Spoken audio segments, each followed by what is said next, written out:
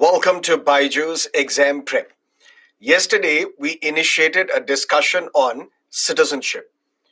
In citizenship, we first looked at what do we mean by this concept, citizenship. And there we discussed the best definition of citizenship can be the definition given by Hannah Arendt, which means citizenship is the right to have the rights. Then we discussed that Article 11 gives power to the parliament that through a law you can regulate all matters related to citizenship. And that is how in 1955 a law was passed by the parliament called the Citizenship Act 1955, which has been amended multiple times. It is through this law that we come to know that there are 5 ways of acquiring Indian citizenship: by birth, by descent, by registration, naturalization, and by incorporation of a foreign territory. And there are 3 ways by which one can lose the citizenship: one, renunciation, termination, and deprivation.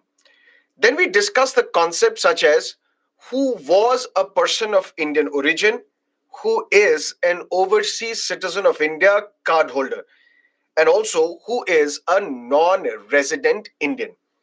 Then we discussed the 2019 amendment of the Citizenship Act. And what was that amendment? Citizenship Amendment Act, which said if there are individuals coming from Pakistan, Afghanistan, Bangladesh, and they have come to India on or before 31st of December 2014, and they belong to 6 religious minorities: Hindus, Christians, Buddhists, Jains, Sikhs, and Parsis, religious minorities of these 3 countries, they shall not be deemed as illegal migrants. That means even if today a question is asked, can an illegal migrant become the citizen of India? Or can children of illegal migrants become the citizen of India? The answer is no. Sir, what about those so called illegal migrants who have come to India from Pakistan, Afghanistan, Bangladesh, belonging to the 6 religious minorities on or before December 31, 2014? They are not deemed as illegal migrants. So, although they are, but we say they are not illegal migrants. When they are not illegal migrants, that means they're eligible for citizenship through naturalization. We discussed the arguments in favor of Citizenship Amendment Act, how this law is good, and we also discussed some of the critical aspects of this law when we discussed the arguments against the Citizenship Amendment Act. Then we also looked at what is this concept of NRC, National Register of Citizens. This list contains the details of only the Indians. This list was first published in 1951. After that, it was not updated. Something happened in Assam. What happened? There was an agitation against the illegal migration into Assam, which the local Assamese people said violates, changes our demography, violates our culture, and we want to preserve our culture, our language, our script. Ultimately, this agitation lasted for about 6 years between 1979 and 1985, and ultimately, this accord was signed, known as the Assam Accord.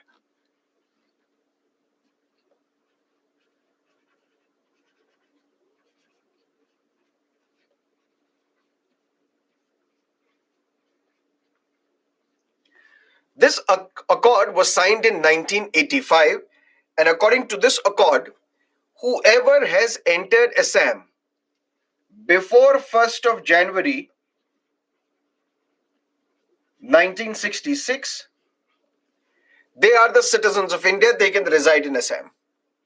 But whoever has entered Assam between 1st January 1966 till 25th of March 1971, they will have no political rights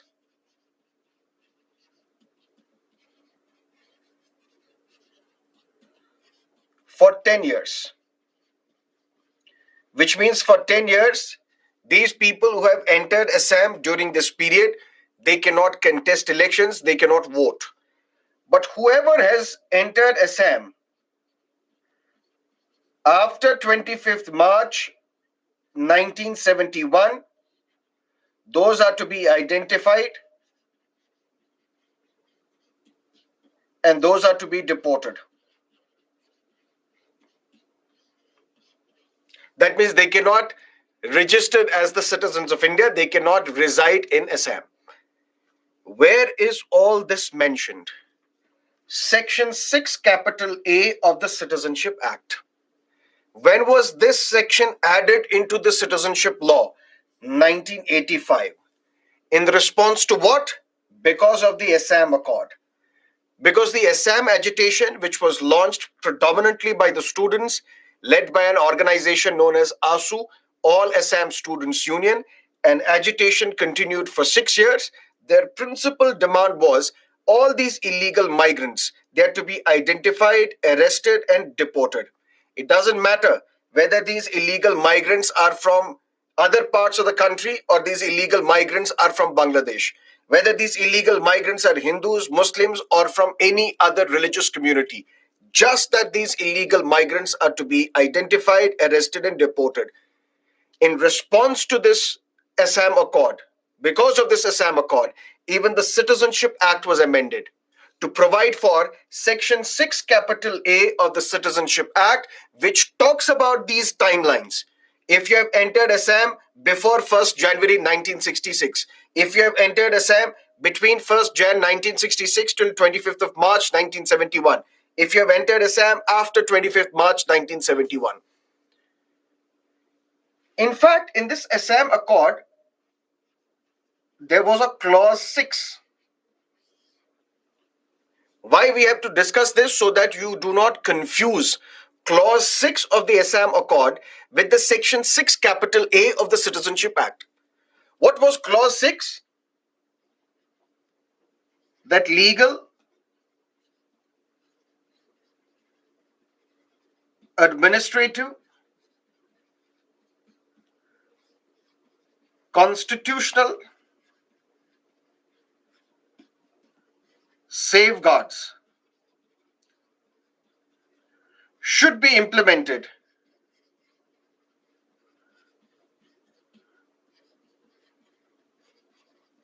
for the indigenous Assamese. If you look at Assam today, the society is widely viewed into two groups. One, who are the original inhabitants of Assam, and those who have come to Assam from other places, for example, the Bengalis. But clause 6 of the Assam Accord said, although whoever has entered Assam before 1st Jan 1966, we will accept them as the residents of Assam, we will accept them as the citizens of India, but they may not be the original inhabitants of Assam. But who are the original inhabitants of Assam? Those who have remained in Assam from the Ahom period, those who have remained in Assam since eternity, all those should be identified. So that through law, through some administrative means, through some constitutional protections, we can safeguard the interests of the Assamese people, the indigenous Assamese people, the original Assamese people. That is why if you look at the statements of the Assam Chief Minister, Mr. Himanta Biswa Sarma, he says that even Muslims in Assam are into two groups. All the Muslims are not from the Bangladeshi side. All the Muslims are not from the Bengali side. There are some Muslims who are the original inhabitants of Assam. And according to Assam Chief Minister, there are some communities in Muslims, for example, Gorias, Morias. Those are the original inhabitants of Assam, and significant safeguards should be implemented so that these indigenous communities are protected. That was clause 6 of the Assam Accord.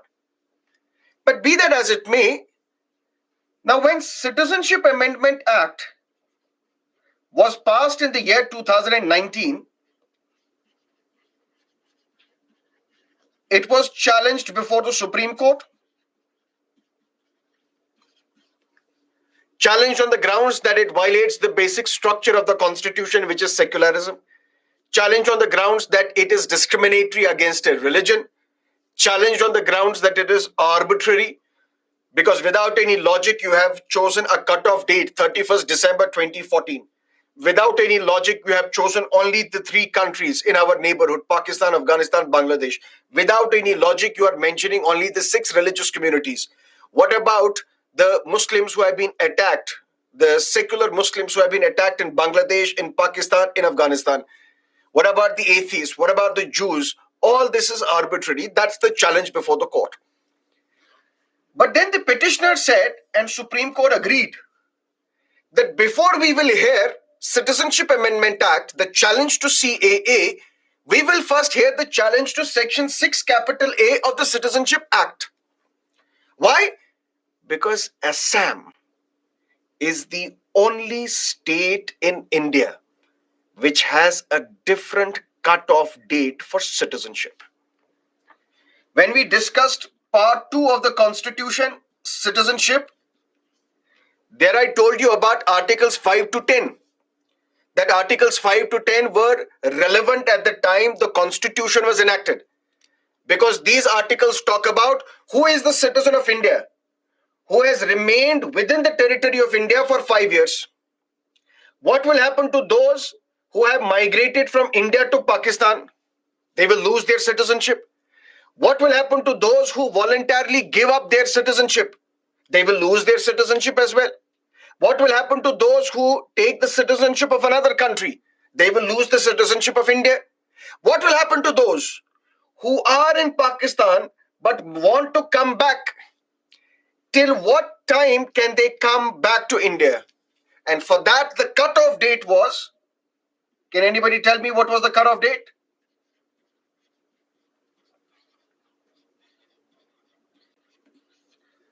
For the rest of the country, if you want to come back to India from what is now Pakistan, you have to come back to India on or before July 19, 1948.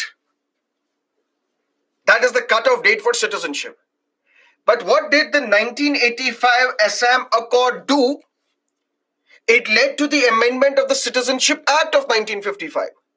According to which Assam has a different cutoff date for citizenship. If you have entered Assam before 1st Jan 1966, you are a citizen of India. So can there be two different cutoff dates? One for the rest of the country, one for specifically Assam. That is the challenge being heard by the Supreme Court right now. And once this challenge will be heard, then the Supreme Court will hear whether Citizenship Amendment Act is constitutional or not. Assam Accord also talked about NRC specifically for Assam. What is NRC? National Register of Citizens, which contains the details of only the Indians. So if we have to identify who are the Indians residing in Assam, for that we need to implement the NRC. So that we can know who are these people who entered Assam before 1966, after 1966, between 1966 to 1971, after 1971. For that, NRC was to be carried out only in Assam. But could not happen. Matter went to the court. Sarbananda Sonowal approached the Supreme Court. Supreme Court directed the government should implement NRC in Assam. And NRC was implemented only in Assam. And once it was implemented, 1.9 million individuals could not prove their citizenship.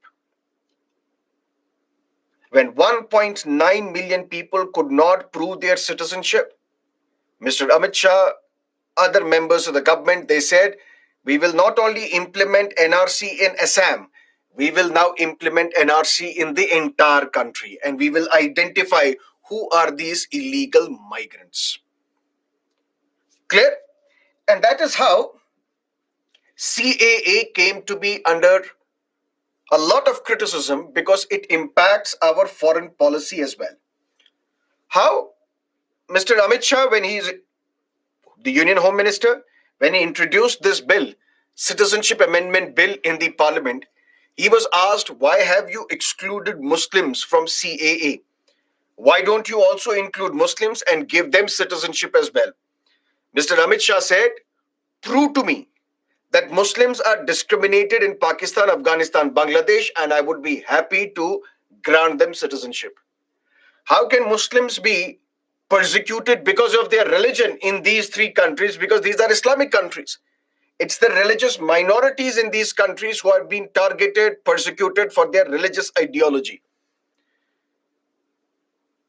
Mr. Amit Shah said, if you can prove to me that Muslims are being targeted because of their religion, persecuted because of their religion in these countries, I'll be happy in granting them citizenship. But this runs counter to our arguments before the United Nations, before G20, before other international forums, that Pakistan is a rogue state. We always claim that Pakistan is not even sparing its own people. Pakistan is killing Muslims in Balochistan. Pakistan is killing the Shias.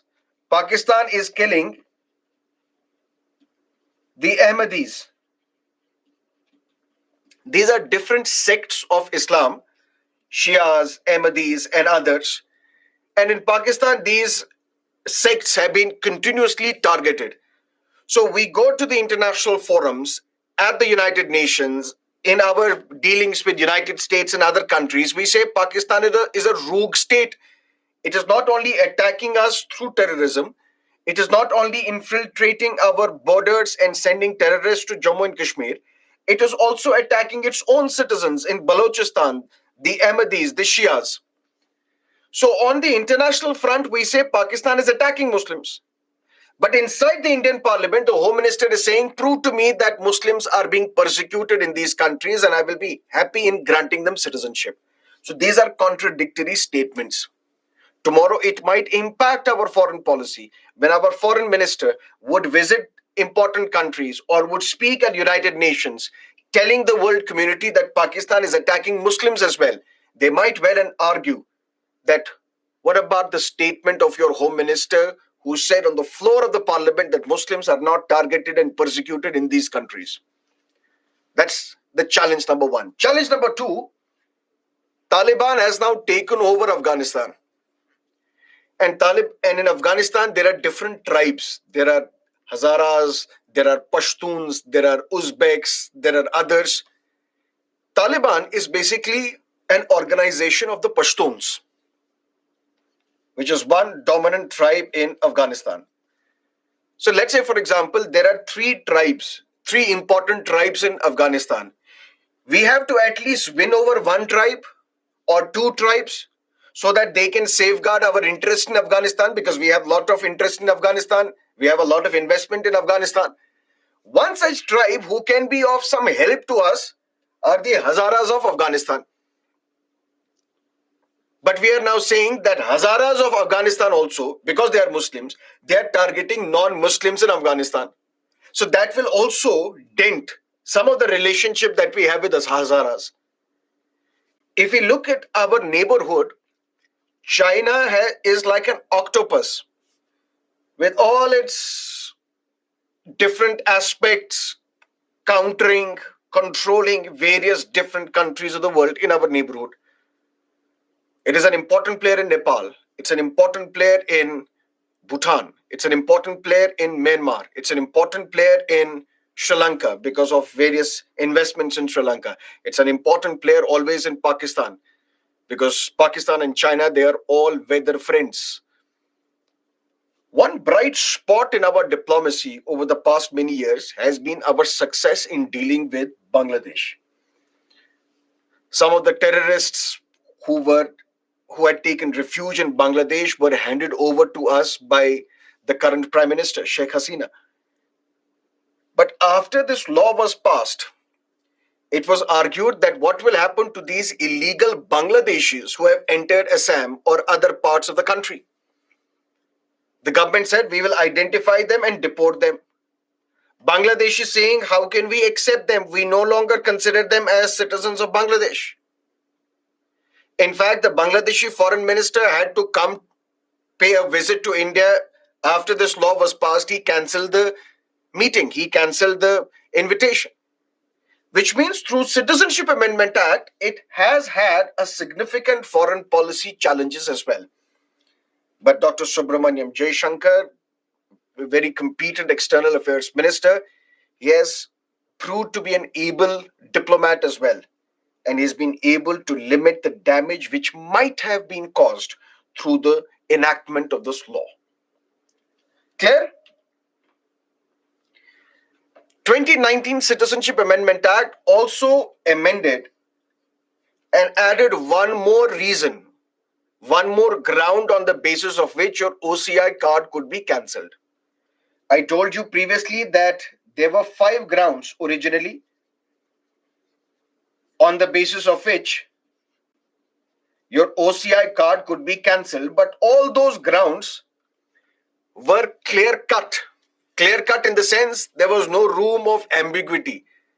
If you have acquired, registered for an OCI card through fraud, if you are disloyal to the constitution, if you are a threat to the sovereignty, integrity, security of the state, if you have been arrested and sentenced to 2 years in jail within 5 years of getting the OCI card, so all these were genuine reasons on the basis of which your OCI card could be cancelled. Now a wide ground has been added. Your OCI card could be cancelled if you violate any law that is in force in this country, which means very vague. Vague in the sense you are driving a motorcycle, you're driving a car without wearing a helmet, without a driving license, which means you're violating the Motor Vehicles Act. On this ground, your OCI card could be cancelled. Although no violation should be condoned, but there are some laws which you violate, there should be punishment for you in the form of a fine. But this punishment cannot be so massive as to cancel your OCI card. That is the problem with the 6th ground which has been added, which gives a wide power to the government that it can cancel OCI card of any individual if you violate any law. You should specify which are these laws that you should not violate. Don't mention any law because it gives a wide sweeping power to the government. All this is part of the Citizenship Amendment Act. Now we will combine CAA plus NRC, and we will also add NPR to the list. And then look at the relationship between these 3 different aspects. Listen to me carefully. What is NRC?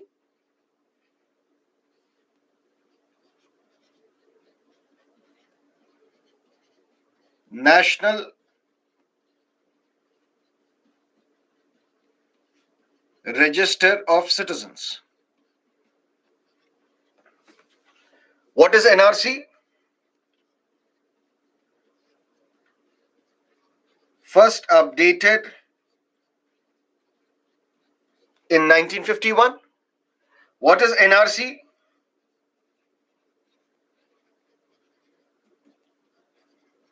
Contains the details of all Indians, which means contains the details of only the citizens of India. Correct? What is CAA?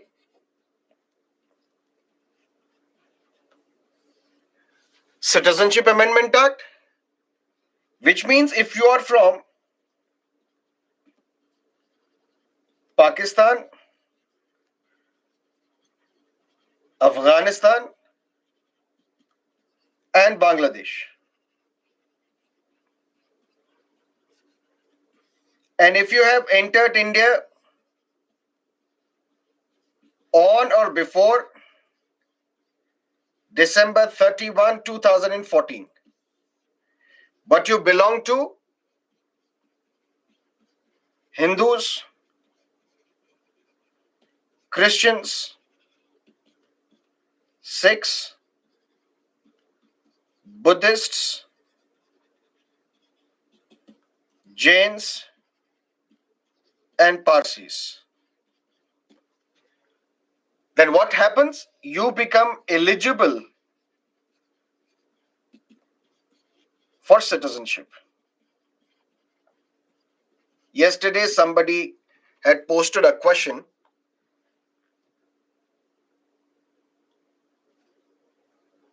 Anandu sir, first updated or last updated? First updated in 1951, and that was the last time also this was updated. Clear? Yesterday, somebody asked a question, said, why were there protests at Shaheen Bagh? Why were the Muslims protesting against the CAA? Mr. Amit Shah, outside of the parliament, he gave various speeches, he interacted with the media, and what he said, he talked about some chronology. He said, first there will be CAA, then there will be an NRC. And through this double combine, we will eradicate illegal migrants from this country. That raised a lot of eyebrows, and some people thought, particularly the Muslim community thought, that this CAA and NRC has been primarily used or will be primarily used to disenfranchise Muslims, to deprive Muslims of their citizenship. How? Let's say, for example, NRC, when it was carried out in Assam, 1.9 million people could not prove their citizenship. Why? Because of lack of documents. You and me, we may have a lot of documents. We may have a passport, we may have an Aadhaar card, although Aadhaar is not a proof of citizenship. Aadhaar is only a proof of identity. Even the foreigners are eligible for Aadhaar. All those foreigners who have stayed in India for 6 months, they are eligible for Aadhaar. You may have a passport. You may have a matriculation certificate, a 10th standard pass certificate. But what about those who are illiterate? They may not have these certificates at all. So how can they prove their citizenship? Also, not just this, there have been riots in different parts of this country as well. And in these riots, property has been destroyed and burnt as well, which means some of the important documents may also be burnt. So, how can you prove your citizenship by submitting these documents which have been destroyed in riots? Forget about riots, which may have been destroyed in earthquakes, in tsunamis, in landslides. So, there are millions and millions of people who may be Indians, who may be genuinely Indians, but because of lack of documents, they cannot prove their citizenship. That's exactly what happened in Assam. 1.9 billion people could not prove their citizenship. Now, if this NRC is carried out throughout the country, maybe not 1.9 million, maybe 19 million, maybe 190 million may not be able to prove their citizenship. Let's assume this number is 100 million. 100 million people are unable to prove citizenship.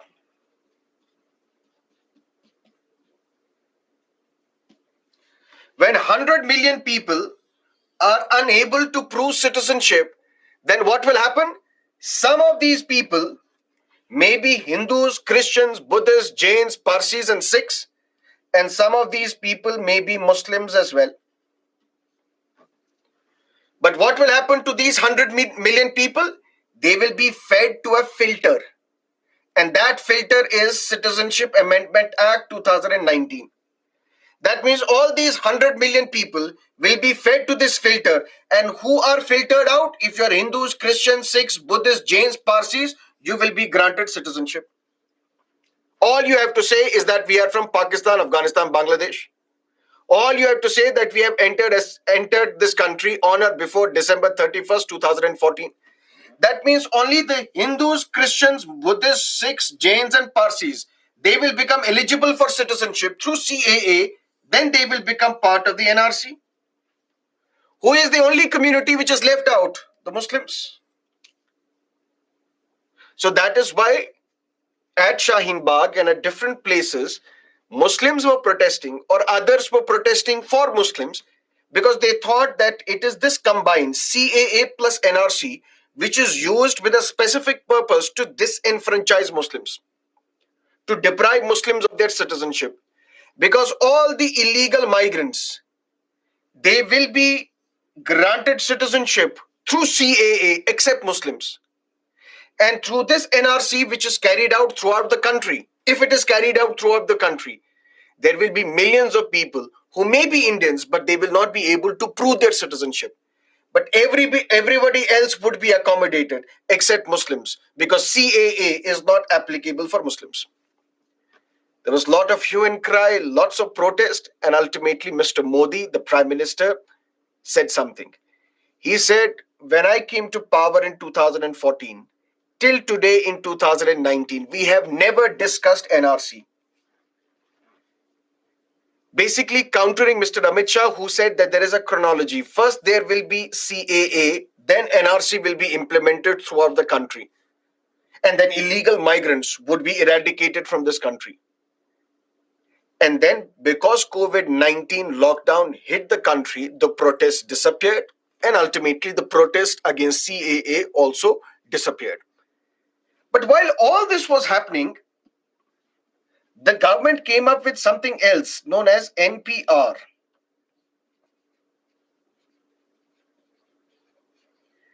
National Population Register. What is National Population Register? First done in 2010, then updated in 2015, was to be updated in 2020, postponed because of pandemic. And what is this National Population Register? NPR contains the details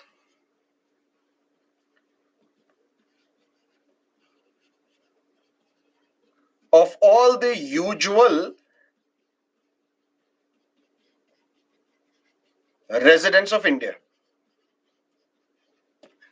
Who are the usual residents of India?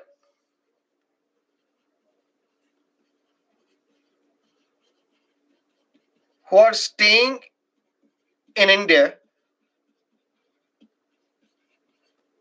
for 6 months or more, or those who want to stay for 6 months or more. What is NPR? It was first implemented in 2010. Then it was updated in 2015. Then it was to be updated again in 2020. But because of the COVID-19 pandemic, it could not be implemented. But what is this NPR? National Population Register. What is NPR? It contains the details of all the usual residents of India. Who are the usual residents of India? Who are residing in India for 6 months and who want to reside in India for 6 months. Which means those who want to reside in India for 6 or more months may be citizens, may be aliens as well. So all those who are residing in India for 6 months or those who want to reside in India for 6 months, who can these individuals be? They can be either citizens, they can be aliens as well. What is the purpose of NPR? The purpose of NPR, according to Mr. P. Chidambaram, because he was the Home Minister in 2010 when NPR was implemented for the first time, the purpose was to look at the migration of the people within India. I may be from Karnataka, but I'm staying in Maharashtra for 6 or more months. Which means in Maharashtra, there should be some scheme for me if I'm poor, if I'm from the vulnerable community, if I'm a migrant, if I'm working as a street vendor, there should be some specific scheme for me. So how schemes can be made basis on the migration of the people. Whether you are staying, you may be from Delhi, but you are staying in Karnataka. You may be from Karnataka, but you're residing in Tamil Nadu for 6 or more months. which means we have to look at those people and have schemes tailor made for them. That's how NPR was to be carried out. Because what is census? Census tells us the overall population number. And the census figures data is secret. Secret in the sense, you may come to know what is the population of India, but you will not come to know the details about the Indians. Because as an Indian, I have to give a lot of details to these census officers. What is my age? What is my place of birth? What is my mother tongue? What is my SC status? What is my ST status? What is the employment status that I have? If I am a woman, what is the fertility age? So lots and lots of information is to be provided to census officers. And all this information is secret, cannot be revealed. But NPR data is not secret. Why? Because we need this data for various schemes. That is how NPR was enacted or carried out in 2010. But in 2020, when this NPR was to be carried out, there was a lot of protest. Telangana said, we will not implement NPR. West Bengal said, we will not implement NPR. Bihar said, we will not implement NPR. Opposition state said, we will not implement NPR. They said this NPR is nothing but NRC in disguise. And since there are people protesting against NRC, we will not implement NPR because this is not NPR, this is NRC. Why? Because now new details you had to provide. Because in 2010, 2015, when NPR was carried out, questions were asked. Questions in the sense, census is carried out in two phases. First, there is house listing. Then there is population enumeration.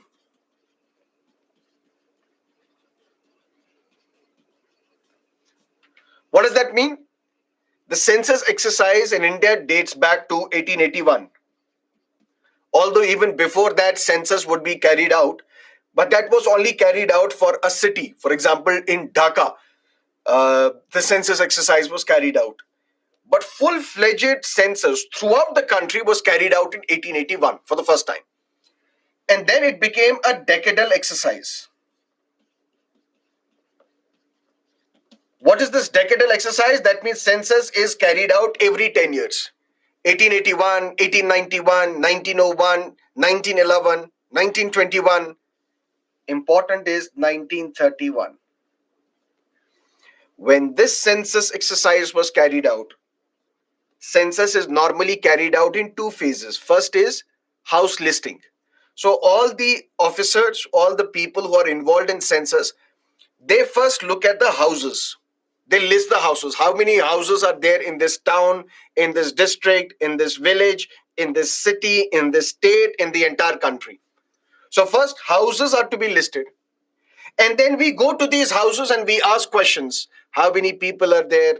What are you doing? What is your age? What is your place of birth? What is the name of your father? What is the name of your mother? What is the mother tongue that you speak? If you are a woman, what is the fertility age? So many questions. What is your SC status? What is your ST status? And in 1931, even SC status, ST status, other castes were specified. That means in 1931, when the census was carried out, till 1931, the census which was carried out, all the details, even the caste level details were provided. How many people belong to SCs? How many people belong to STs? SCs, STs, although it's a constitutional term, it came into force after the constitution. But all those who are now SCs, what was their population in 1931? All those people who are STs, what was their population in 1931? All those who are now OBCs, who are now part of the OBC group, what was their population in 1931?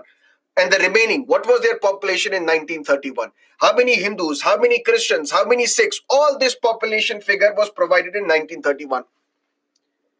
But when the next census was carried out in 1941, what happened? In 1941, something else was going on. The Second World War broke in 1939, which continued till 1945. And the British government said, carrying out such a massive exercise is expensive because we need to save money, because we need this money to fund war. We need to kill a lot of people in the Second World War because we are always involved in the world wars. For World War I, World War II, and who knows, World War III either. So we will not go down and identify other castes. We will only identify the backward castes and the backward tribes. And that is how caste level data is not present even today. That means 1931 was the last time that we had a look at the caste-wise breakup of all the different castes and tribes in India. Now there is a demand that we should have a caste census. What is the caste census? That means even today, the last census when it was carried out in 2011, we have the breakup of how many SCs are there, how many STs are there. But we don't have the breakup of how many OBCs are there. That is the detail that we do not have. And that is why there is a demand that we should have a caste census so that we can know what is the percentage of the population belonging to OBCs as well, other backward classes as well. The Bihar government initiated this, said we will identify who are the other backward classes. How many are the other backward classes in Bihar? Matter went to the court. Why? Because the court was told that census is under union list.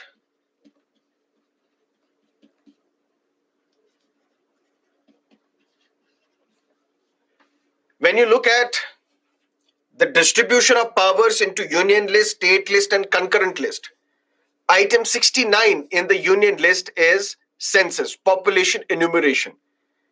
That means who has the power to conduct census in India? That's not the power with the state, that's the power with the center. And that is how the Ministry of Home Affairs, under the registrar, the commissioner of census, they carry out this census exercise every 10 years. So if census can be carried out only by the center, through census commissioner,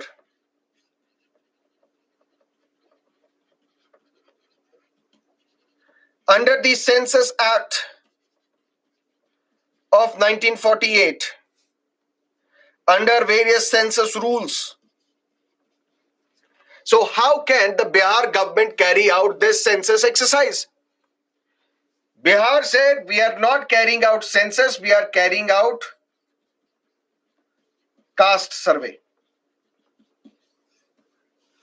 So it's not a census. We know census comes under union list. It's not a census. It's a caste survey. And nobody can stop us from surveying the number of castes and what is the individual number belonging to a particular caste. Why? Because we have to provide schemes for them. For every scheme, for every policy, you need data. If we want to provide schemes for the marginalized communities, if you want to provide scholarships for them, support for them, we need to identify how many people belong to that community. Because that is how we can allocate resources to that particular scheme, to that policy, to that program. The last data that we had of other backward classes was in 1931. So we need this data today. We're not carrying out census, we're carrying out caste survey. And Supreme Court said, okay, you can carry out this caste survey, and the results were also released recently by the Bihar Chief Minister. And now yesterday, there was a meeting of the Congress Working Committee where the Congress has now said, we demand caste census throughout the country. Karnataka said, we will carry out a caste survey. Rajasthan said, we will also carry out a caste survey. And it's also a very emotional issue. Emotional issue in the sense, if you read yesterday's Indian Express,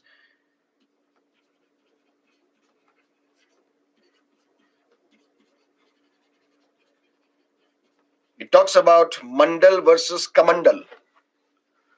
And what is that Mandal versus Kamandal? We will discuss how OBCs got reservation in the 1990s. At that time, Mr. VP Singh was the Prime Minister. He was supported by the BJP. He was supported by the left parties as well. And VP Singh government implemented reservation for OBCs. BJP then was viewed as a political party which had support amongst the upper castes.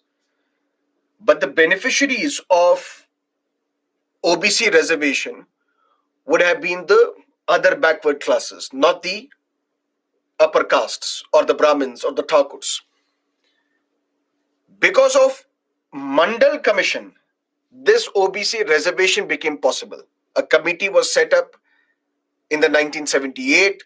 This was under a politician known as BP Mandal, and BP Mandal Commission recommended reservation for OBCs, which was implemented when VP Singh was the Prime Minister in the 1990.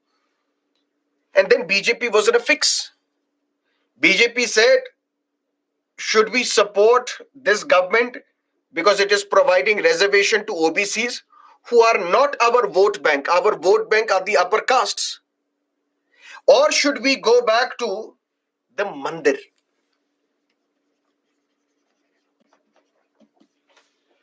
Let's have a nationwide program, a movement, a Ram Jannabhoomi movement for the construction of a mega Ram temple at the then disputed site at Ayodhya, because there stood a Babri Masjid. And the BJP's demand was that this Babri Masjid stands on the ruins of an ancient Ram temple where Lord Ram was born. And this mosque should be destroyed so that a Bhavya Mandir, a massive temple, can be constructed. BJP withdrew support to VP Singh and started this Mandir politics. That's according to Indian Express, not me. These are not my words. I don't know anything about what happened. But the point is, when the BJP is viewed as a political party which has a lot of support amongst the upper castes, amongst the people who are living in the city, amongst the educated people, the opposition wants to play this caste census issue so that we can identify who are these, what is the proportion, what is the percentage of the other backward classes as well, so that all the politicians which emerge from this mandal politics, they would get benefit. Lalu Prasad Yadav was the product of this mandal politics. So was the Samajwadi Party, the Mulayam Singh Yadavs and others, even the Nitish Kumars. These were the products of this mandal politics which played in 1990 onwards. And to basically reap the political dividends, that is now the demand of a caste census is. But be that as it may, that is politics of the day. We don't have to get into that. We are basically looking at what is NPR. So what is NRC? We know that. What is CAA? We know that. What is NPR? NPR contains the details of all the usual residents of India. All those who are staying in India for 6 months, all those who want to stay in India for 6 months. This NPR was carried out in 2010, updated in 2015, was to be updated in 2020, but it was postponed because of the pandemic. And this NPR is normally carried out when house listing is done. Because census is carried out in 2 phases, house listing and population enumeration. This NPR is carried out during house listing phase. But this time, when it was to be carried out in 2020, governments of the opposition ruled state said, enough is enough, we will not implement this. Because this is not NPR, this is NRC in disguise. How? Because in 2010, when NPR was carried out, questions were asked, although you don't have to submit any proof. When people will come to your home, seek details about NPR, you don't have to submit any proof, but you have to answer questions. Questions such as, what is your name? What is your age? What is your sex?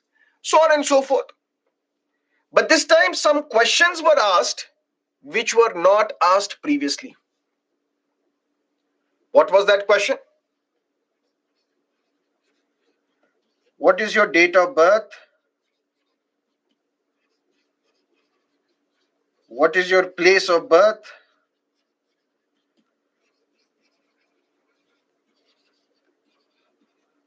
Place of birth of parents,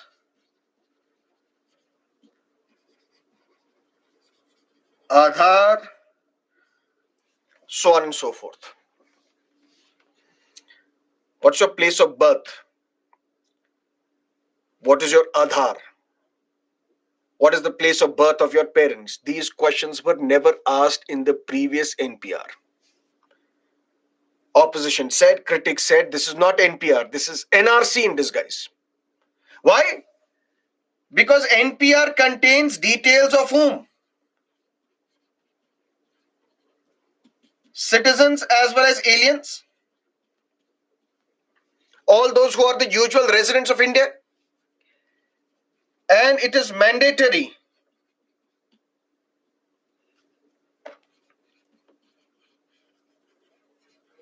to register in NPR. It is mandatory for every resident to register under NPR so that we know whether you are staying in India for 6 months or more. But this NPR, when the government said we are not implementing NRC, opposition said you are implementing NRC through NPR. Because till 1987, we were following the concept of Yas Soli, law of the soil, which means if you are born on the soil of India, regardless of the nationality of your parents, you are the citizen of India. But if you are born between 1987 to 2003, before 1985, yes, solely. But if you are born between 1985 to 2003, one of the parent has to be an Indian. If you are born after 2003, one of the parents should not be an illegal migrant. So all these details will be collected in NPR. Details will be collected. What was your place of birth? What is your date of birth? So if you are born before 1985 in India, you are a citizen. If you are born after 1985, you have to tell what is the place of birth of your parents. If you are born after 2003, you will also have to say what is the place of birth of your parent. If your parent is an outsider, which means you are no longer a citizen. That means the details from NPR, when this entire data will be published, we will easily come to know who are the citizens, who are the foreigners. And out of those citizens, we will also come to know whether you are a legal migrant or an illegal migrant, parents to an illegal migrant or illegal migrant. That means opposition said, remove these questions. Why do you need these questions? You only need details so that you can find schemes for them. Just get the idea, how many Maharashtrians are there in Karnataka? How many Kannadigas are there in Tamil Nadu? What is their age? What is their sex? These are the details that you need for your various schemes. Why do you need details such as what is your place of birth? What is the place of birth of your parents? What is your date of birth? All these details point to that you want to conduct NRC in this country. But thanks to the pandemic, or because of the pandemic, even this NPR could not be carried out. When even NPR could not be carried out, even the census is delayed.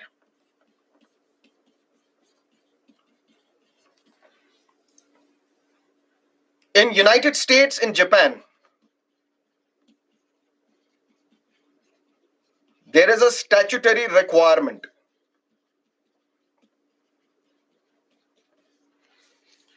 What is the statutory requirement? Every 10 years in United States, every 5 years in Japan, census has to be done, has to be carried out. It's a statutory requirement. It's a legal requirement. Census has to be carried out every 10 years. In US, every 5 years in Japan. But in India, census is carried out by the Ministry of Home Affairs, by the registrar of the and the commissioner of the census department. All this is done. Census is carried out under the Census Act of 1948. Census is carried out under various census rules, but it is not mentioned anywhere that census has to be carried out every 10 years. That means in India, there is no statutory requirement that census is to be carried out every 10 years, although it was carried out every 10 years, right from 1881, carried out every 10 years, one by one, but last it was done in 2011. It was to be done in 2021, but stopped because of pandemic. That's what the government says. It is stopped, it is postponed because of the pandemic. But we are towards the end of 2023 and we see no sight of census carried out. If elections can happen, why not census? Yesterday, if you read today's newspaper, election schedule to 5 states has been announced. Whether it is Mizoram, whether it is Rajasthan, whether it is Telangana, whether it is Madhya Pradesh, whether it is Chhattisgarh, election schedule has been announced. So if elections can happen, why not census? And why census is important? Data. We need to allocate budget to various schemes. But how do we know what is the number of beneficiaries for each scheme? Because the data that we have is that of 2011. Today it is 2023. We don't know by how much percentage the population has risen. Not just that, 73rd and 74th Amendment.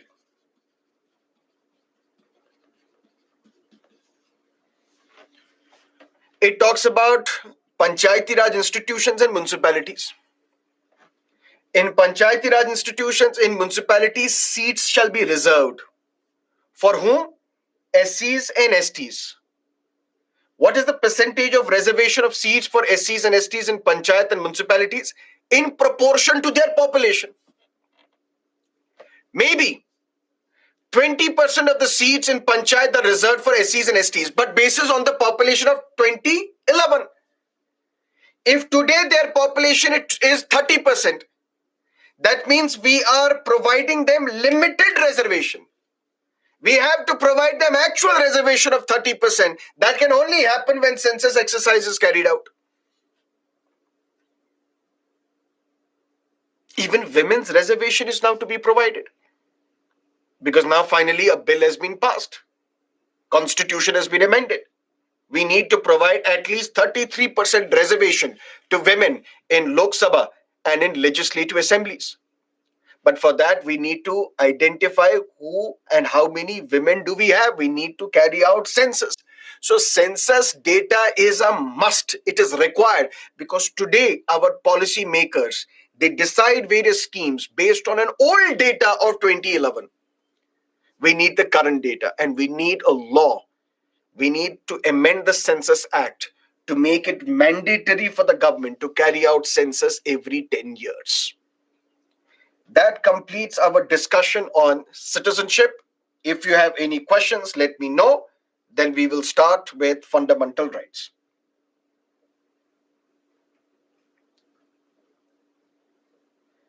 Sir, what is the difference in information contained in NPR and census? I told you NPR data can be shared.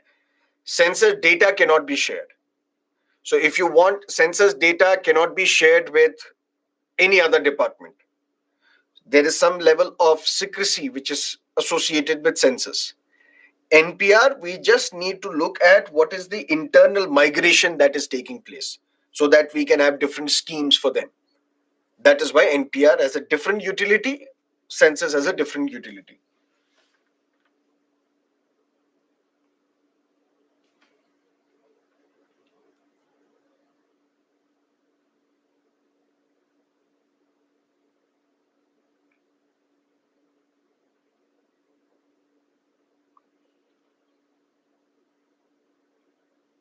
So before 2011, it was 1931 when SCST data was populated.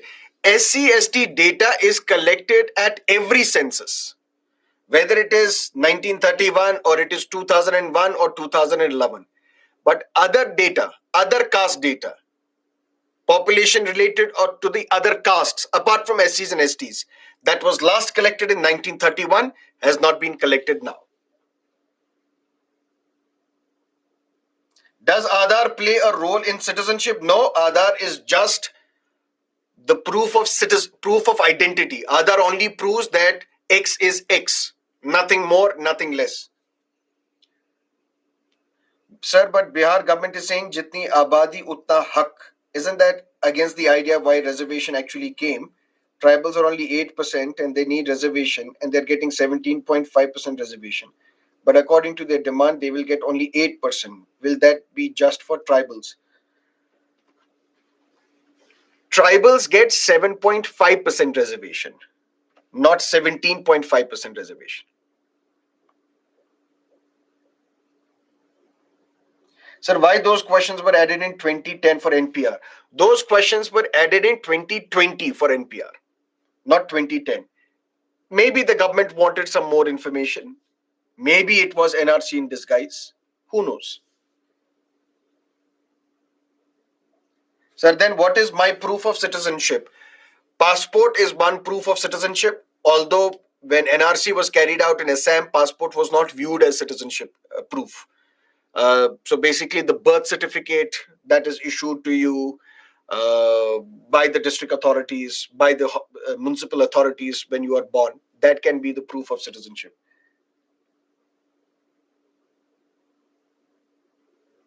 Aadhaar is only a proof of identity.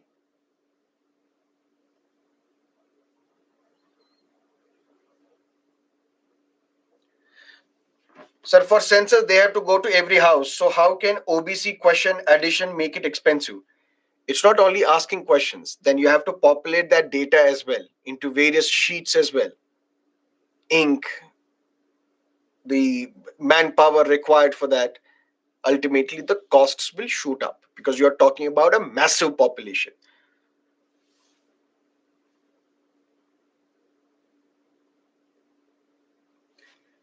See, what is the proof of citizenship that we will only come to know if at all there is an NRC exercise in India through which the government will want to identify who are the citizens. At that time, they will tell us what is the proof of citizenship. If you have a voter ID card, if you have a passport, if you have a birth certificate, any other certificate.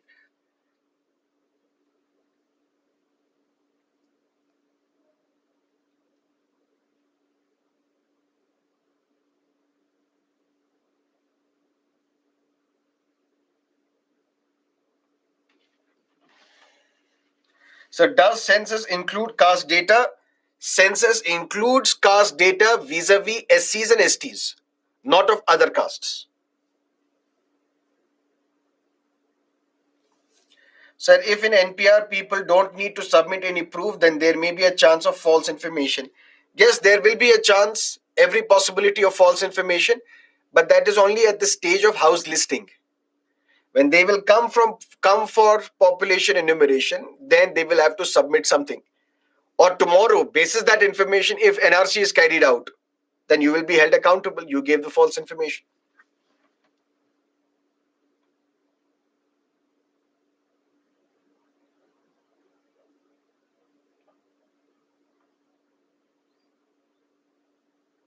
Why Home Ministry is taking actions regarding citizenship? Why not external affairs? Citizenship is our internal matter. That's why it's under Home Ministry. External Affairs Minister has to deal with external matters.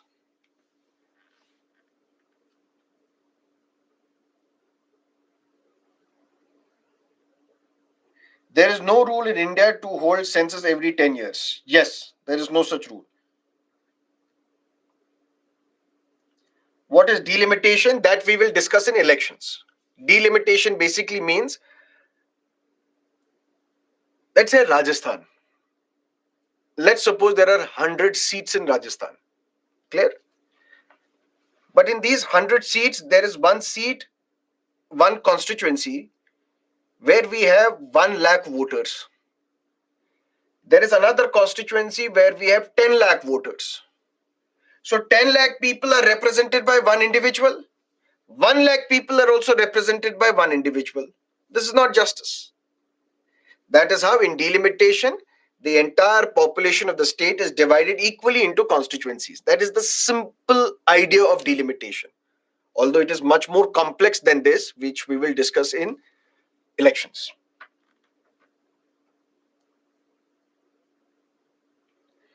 Subramanya, what is your question? Sir, without passport, how can illiterate people prove their citizenship? Does that mean only educated people have passports?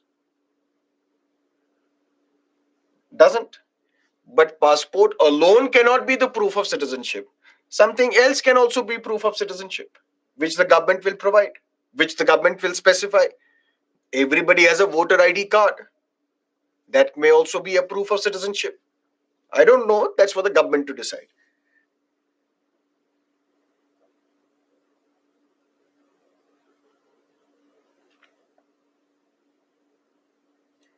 Is Aadhaar proof I am the citizen of India? No. For that, you just look at your Aadhaar. Turn the backside. Aadhaar is not a proof of citizenship. Aadhaar is only a proof of identity. Only Aadhaar proves that you are Vishal, the Vishal you are claiming to be, nothing else.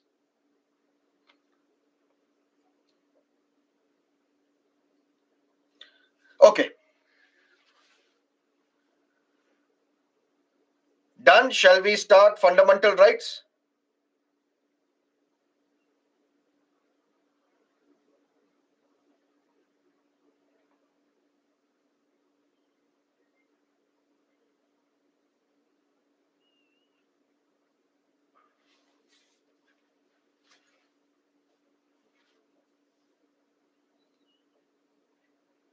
Okay.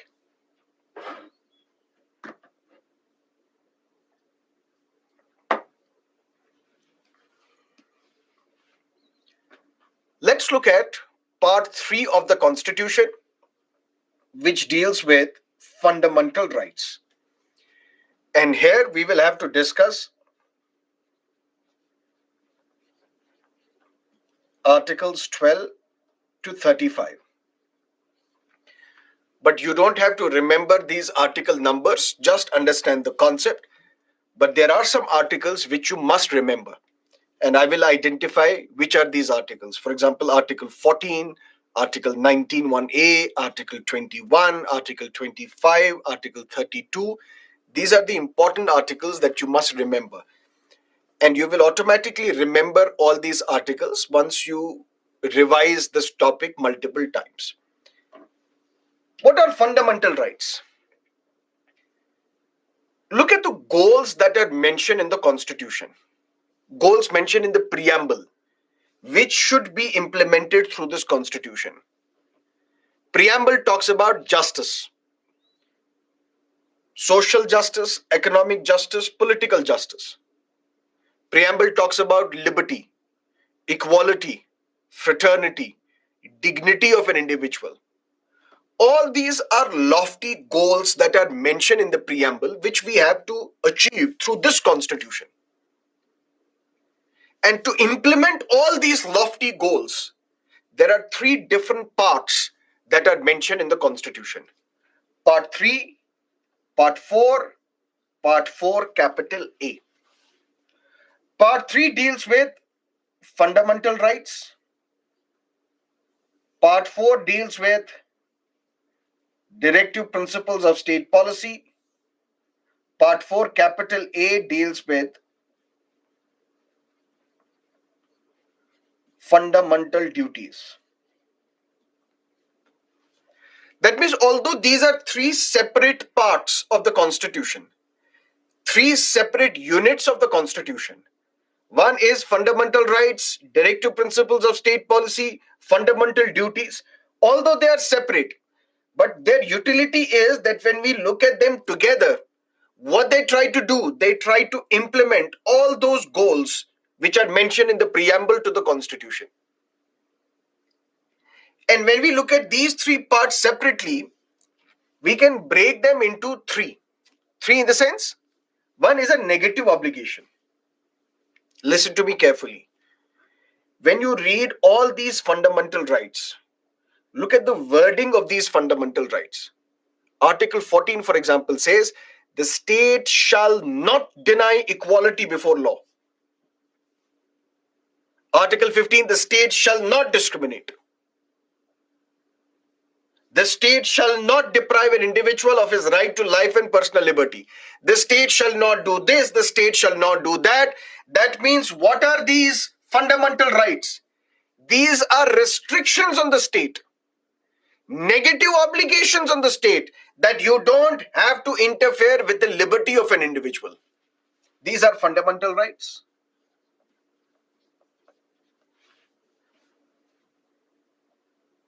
And I will go back to the first class that we discussed.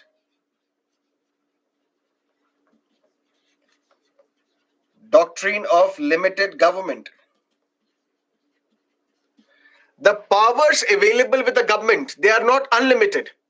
There is a limitation on the powers available with the government. That's what we call doctrine of limited government. And what are these limitations? Fundamental rights. What are fundamental rights? Basically, limitations on the state, restrictions on the state, negative obligations on the state. That state, you don't have to deny equality. State, you don't have to discriminate. State, you don't have to deprive an individual of his right to life and liberty. State, you don't have to interfere with the dignity of an individual. State, you can't do this. State, you can't do that.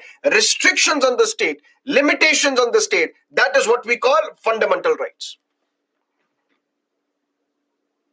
But when we look at part 4 of the Constitution, we talk about positive obligations in the form of directive principles of state policy. In fundamental rights, what do we say? We say that state, please stay away. Don't interfere with the liberty of an individual. Don't discriminate. Don't deny equality. Don't deprive an individual of his right to life and personal liberty. Don't do this, don't do that. Stay away. Stay away from the liberty of an individual. Less interference with the liberty of an individual. But in directive principles, we are saying positive obligation. State, please interfere. Please come, interfere. Why interfere? So that this gulf, this wide gulf that we have between rich and the poor, this gulf should be minimized. Please interfere so that we have equal pay for equal work. Please interfere so that we can set up Panchayati Raj institutions in India. Please interfere so that we can enhance the standard of living for every single individual in India. Please interfere so that we can protect our monuments, our pieces of national heritage. Please interfere so that we can implement uniform civil code in this country. Please interfere so that we can do this, we can do that. So that we can enhance the social status of an individual, so that we can enhance the economic status of an individual, so that we can provide livelihood opportunities to the people. Please interfere so that we can provide right to work to the people. Please interfere.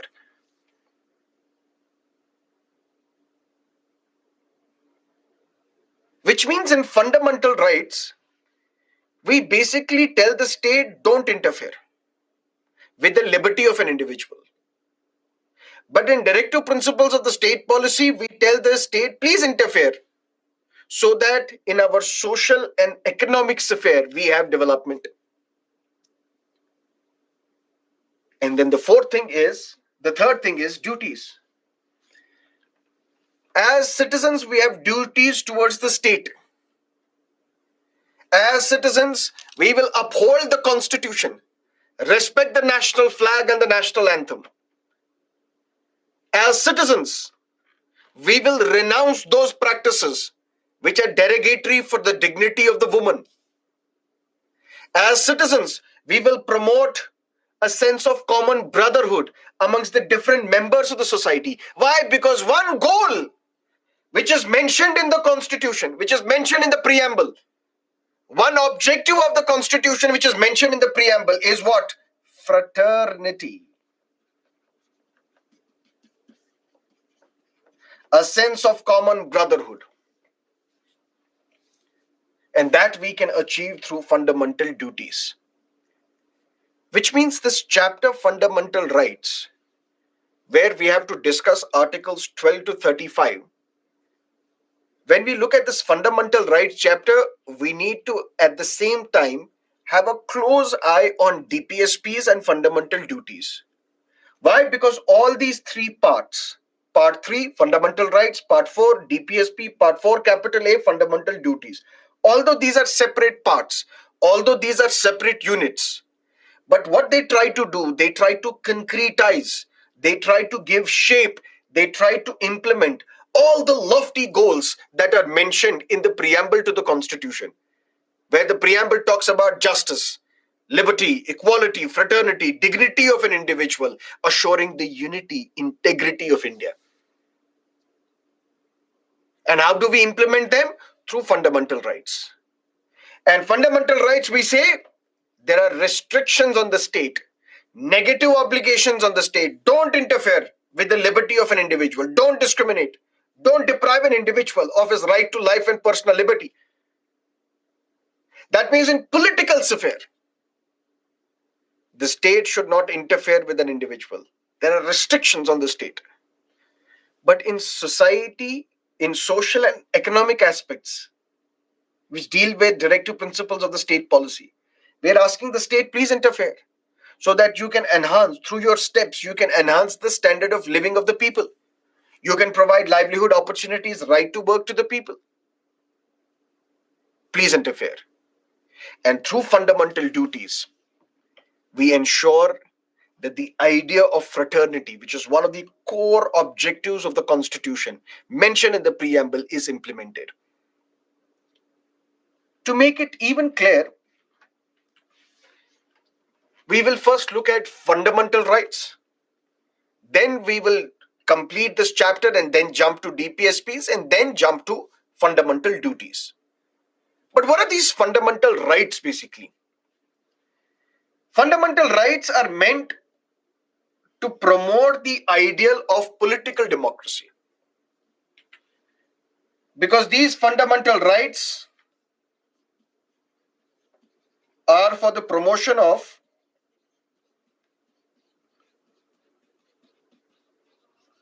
political democracy, and DPSPs are meant for the promotion of social and economic democracy. How? Let's discuss. Imagine a situation where we have an individual as the king, for example, or as the ruler, for example, or as a dictator, for example. I say, today we will discuss fundamental rights, and for the next 4 or 5 classes, we will discuss fundamental rights. Tomorrow I come and I say, we will discuss Panchayati Raj institution. But sir, you initiated a discussion on fundamental rights and now you have jumped to Panchayati Raj. So first we'll discuss Panchayati Raj. We haven't completed Panchayati Raj. I come back on Thursday and I say, today let's discuss elections. Is he mad or what? He's taking arbitrary decisions. Today saying fundamental rights, tomorrow without finishing fundamental rights, jumping to Panchayati Raj, without finishing Panchayati Raj, jumping to elections, then without completing elections, jumping to directive principles of state policy. These rules are made by men like me. Arbitrary, sometimes here, sometimes there. Can the state run like this? No. That means we need to be governed by law, not by men. And the law says, look at the schedule of these 25 classes. First, I will start with introduction. Then I will have to teach you preamble. Then I will have to teach you union and its territory. Then I have to teach you citizenship. Then I have to teach you fundamental rights. Without completing fundamental rights, I cannot jump to directive principles of state policy. So that as citizens and as students, you're aware that there is some rule book that we are following. That is fundamental rights. That's the idea behind fundamental rights. It should not be today I'm giving you equality, Tomorrow the government changes and government says, no, why do you need equality? We will discriminate you. One set of people will be given more protection as against the other. That should not happen. These fundamental rights are sacred for the growth and development of an individual. Because every individual has some potential. Don't ever consider yourself as useless. There will always be one very strong trait that you will have that defines your identity. One brilliant skill that you will have that will change your fate. The skill may be public speaking. The skill may be painting. The skill may be singing. The skill may be writing. You may become a novelist. The skill may be something else, but everybody has some potential. But how do you develop that potential? That depends on the environment in which we are living. That is why there have been movies where the protagonist is subjugated by the family. No, you have to study engineering. No, you have to take care of my business. But this protagonist, his heart lies somewhere else, or her heart lies somewhere else. Because the environment in which he or she is brought up is subjugating them. But once they come out of that environment, they explore their potential, develop their potential, and then they live happily. Every single individual has a potential, but how do you develop that potential? That requires an enabling environment. First, you should be given equality. You can also develop your potential, others can also develop their potential. Only the Brahmins are allowed to explore their potential, others are not. That should not happen because we have to provide equality to everybody. And at the same time, we should not discriminate. All those applying for civil services examination, paper has to be single, common. There can't be one set of questions for upper castes, one set of questions for the so-called lower castes, one set of questions for Hindus, one set of questions for the other minorities. There has to be equality. There has to be non-discrimination. There has to be freedom for you to express yourself, to develop your potential. And that is why fundamental rights are important.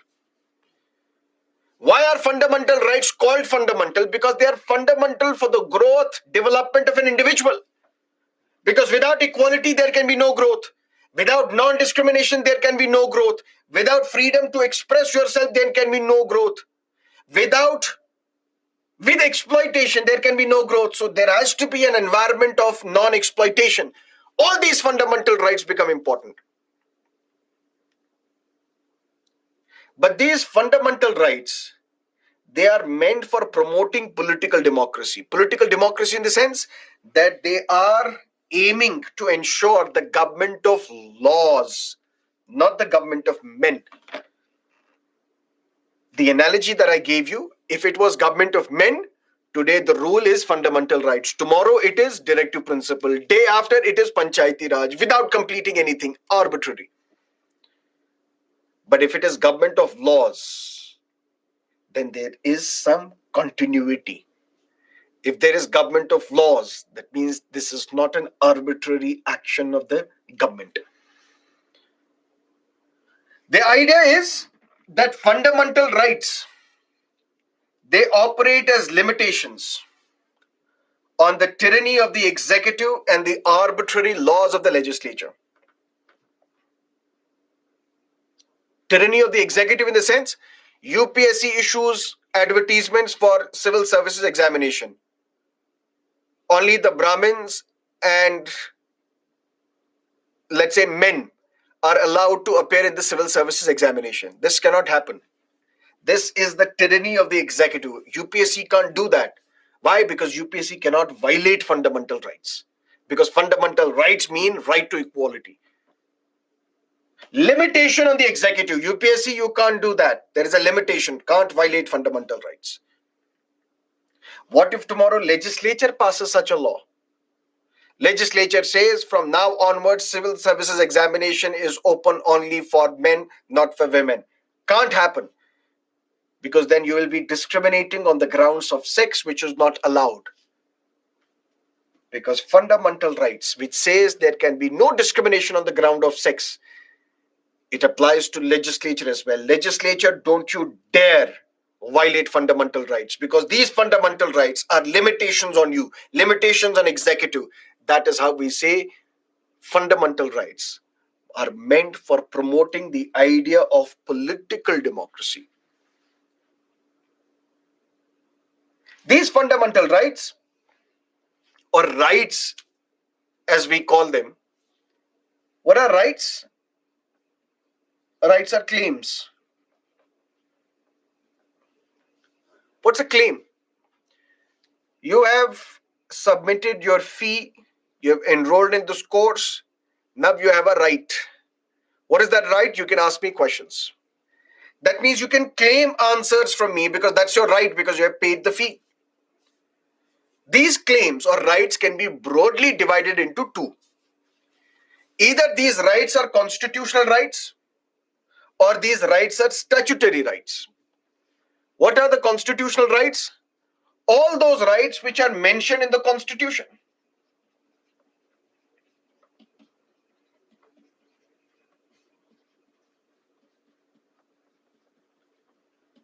But rights can also be statutory. That means there are some rights which are not mentioned in the Constitution, but rights provided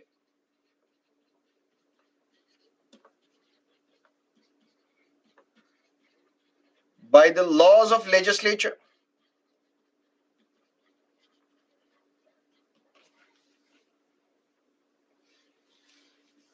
Rights which are claims can be broadly divided into two. Either rights are constitutional rights, that means those rights which are mentioned in the Constitution, or statutory rights, that means those rights which are not mentioned in the Constitution but provided by other laws passed by the Parliament. These constitutional rights can further be divided or further be classified into two. Either rights are fundamental rights or rights are other constitutional rights. Which are those fundamental rights? Those rights which are mentioned under Part 3 of the Constitution. Those are what we call fundamental rights. Which means fundamental rights are constitutional rights. Because fundamental rights are mentioned in the Constitution. Which are these fundamental rights? There are 6 groups of fundamental rights. You don't have to mention it right now, but just keep in mind 6 groups of fundamental rights. Right to equality, dealing with Article 14 to 18. Right to freedom, Articles 19 to 22. Right against exploitation, Articles 23 and 24. Right to religious freedom, Article 25 to 28. Cultural and educational rights, Article 29 and 30. Right to constitutional remedy, Article 32. These are 6 set of fundamental rights that are mentioned in the Constitution. That means fundamental rights are constitutional rights. But there are other rights as well, which are mentioned in the Constitution, but not in Part 3. That means they are not fundamental rights. Fundamental rights are those rights which are mentioned under Part 3 of the Constitution. The 6 set of fundamental rights. But there are rights which are mentioned in the Constitution, but not under Part 3 in other parts of the Constitution. Those are what we call other constitutional rights. That means these are also constitutional rights, but other than those which are in the Part 3. Other than fundamental rights. What are the other constitutional rights? For example, right to property under Article 300 capital A is a constitutional right, but it's not a fundamental right. It is other constitutional right. Right to interstate business. You have the right to carry out business between Karnataka and Tamil Nadu, between Tamil Nadu and Andhra, between Andhra and Telangana, and vice versa. That is your right, but not mentioned in Part 3, which is a fundamental right. It's not a fundamental right. It is other constitutional right. Right to vote. Anybody who is above the age of 18 can vote in parliamentary elections, can vote in legislative assembly elections, can vote in India. Where is this right mentioned? In the Constitution. But it's not a fundamental right. It is other constitutional right.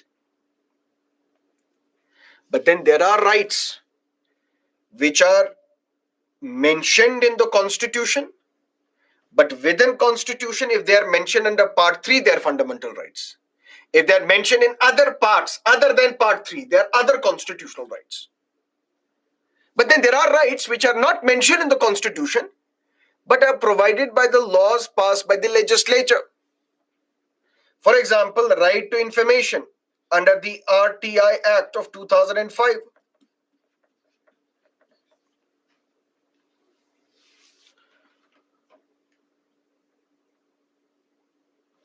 How is your district authority, let's say your district collector, how has he spent money which was given to him in the last 1 year?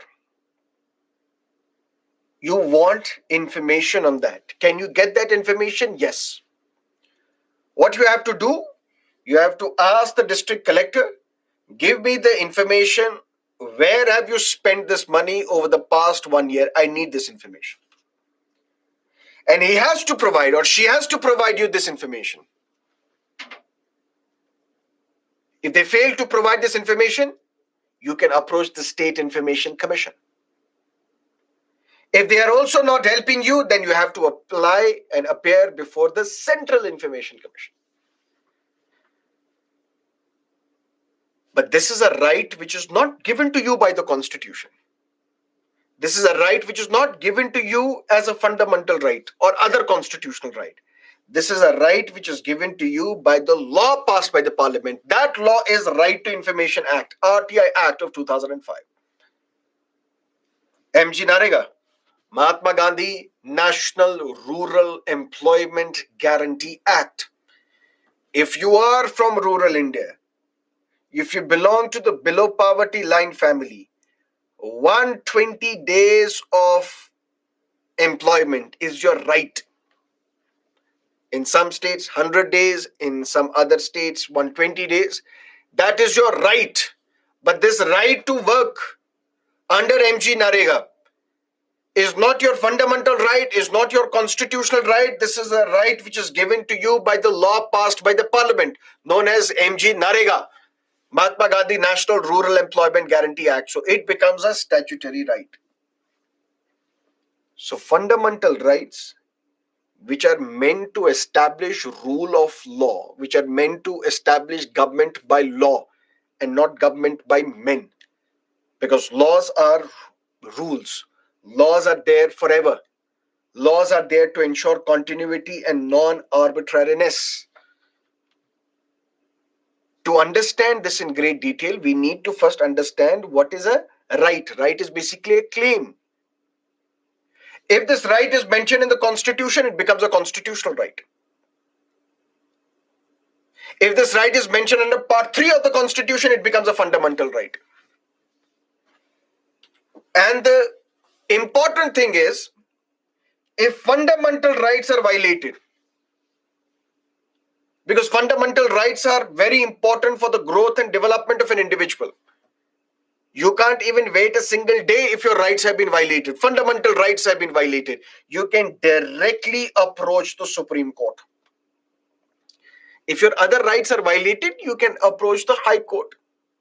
Then approach the Supreme Court. But if your fundamental rights are violated, they are so important for the growth, development of an individual that we can't wait for long to give you your rights back. That is why Constitution says Supreme Court is the protector. Supreme Court is the guarantor of your fundamental rights. The moment your fundamental rights are violated, you can directly approach the Supreme Court. Supreme Court will issue something which we will discuss later. Supreme Court will issue some writs, and through these writs, Supreme Court will protect and guarantee your fundamental rights. That's the difference between fundamental rights and other constitutional rights. That's the difference between fundamental rights and other statutory rights. If your fundamental rights are violated, directly approach the Supreme Court. And these statutory rights are also known as legal rights.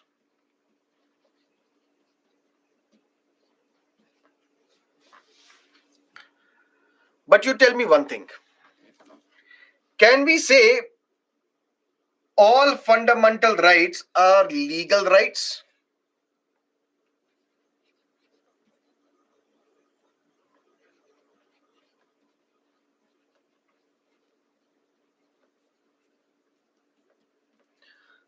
Can we say all fundamental rights are legal rights?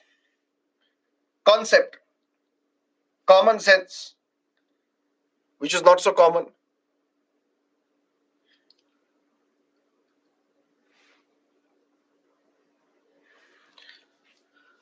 What is a legal right? A right provided by a law. This law can be an ordinary law passed by the parliament, or this law can be the supreme law of land, which is the constitution. So all fundamental rights are legal rights. But can we say all legal rights are fundamental rights? No. Why? Because only those legal rights which are mentioned in the constitution under part 3 of the constitution, only those are fundamental rights. Because other constitutional rights, which are also legal rights, statutory rights, which are also legal rights, they are not fundamental rights. So all fundamental rights are legal rights, but all legal rights are not fundamental rights. And fundamental rights are so important for the growth, development of an individual that the moment they are violated, you can directly approach the Supreme Court without taking any route of the High Court. Clear? Done? Picture. What is the status of fundamental rights in Britain, in United States, and in India? Why we have to discuss that? Because comparison of the world constitutions is also a topic mentioned in your syllabus. And we can understand fundamental rights better when we know what is the global position. Clear? See you after the break at 7:55.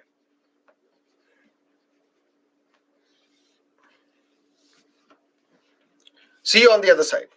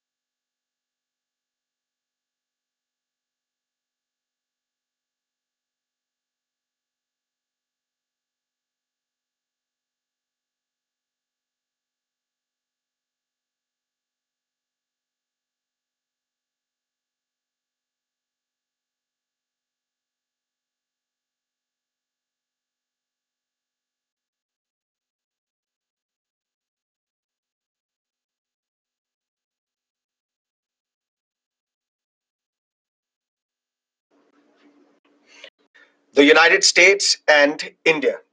Let's look at England to begin with. In England, we say there is no code of fundamental rights. The foundation of fundamental rights in England is said to be negative. Negative in the sense that an individual has the right and freedom to take whatever action he likes so long as he does not violate any rule of the ordinary law of land. What does that mean? In England, you will know they have an unwritten constitution.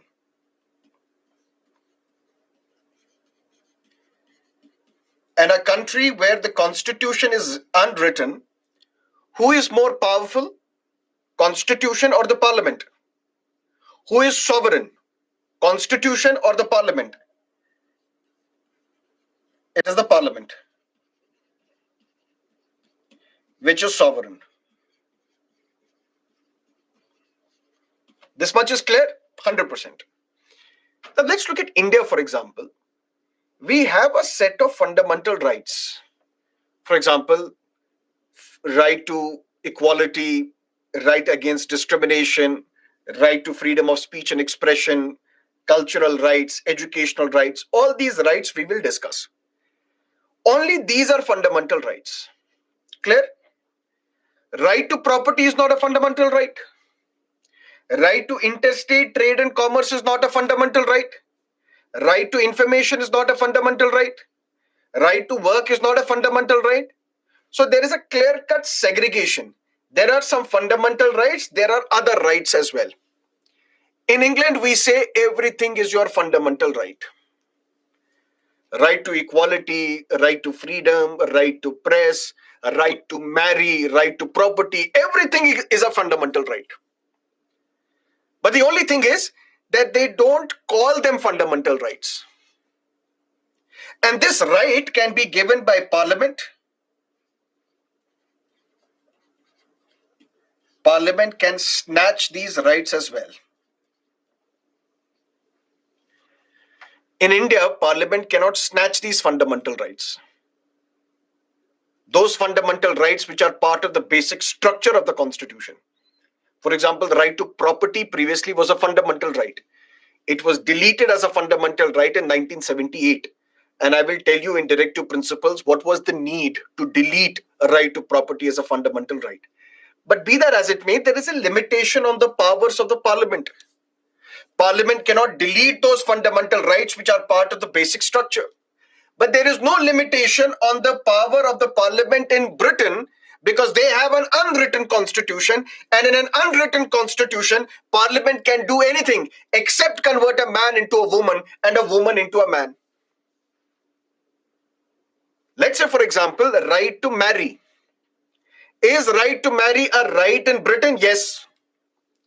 But if the British Parliament would explicitly state that same-sex marriage is not constitutional, same-sex marriage is not allowed, then same-sex marriage is not a fundamental right in Britain. Everything else becomes a fundamental right. That means in Britain, we can say that there is no code of fundamental rights. There is no segregation that some rights are fundamental, some rights are constitutional, some rights are statutory. Everything becomes your right. An individual in Britain can do anything. And anything that he does, whether it is to write a novel, to make a movie, to publish a song, to marry, everything becomes a fundamental right, except that which the law of Britain has explicitly prohibited. You cannot murder somebody and claim it as your right because a right to murder is not a right given by the British Parliament. You cannot indulge in theft because that is not the right given to you by the British Parliament. Everything else becomes your fundamental right. And in Britain, we say courts have the fullest power to protect the individual against the executive tyranny. But the courts are powerless as against legislative aggression upon fundamental rights. What does that mean? Listen to me carefully.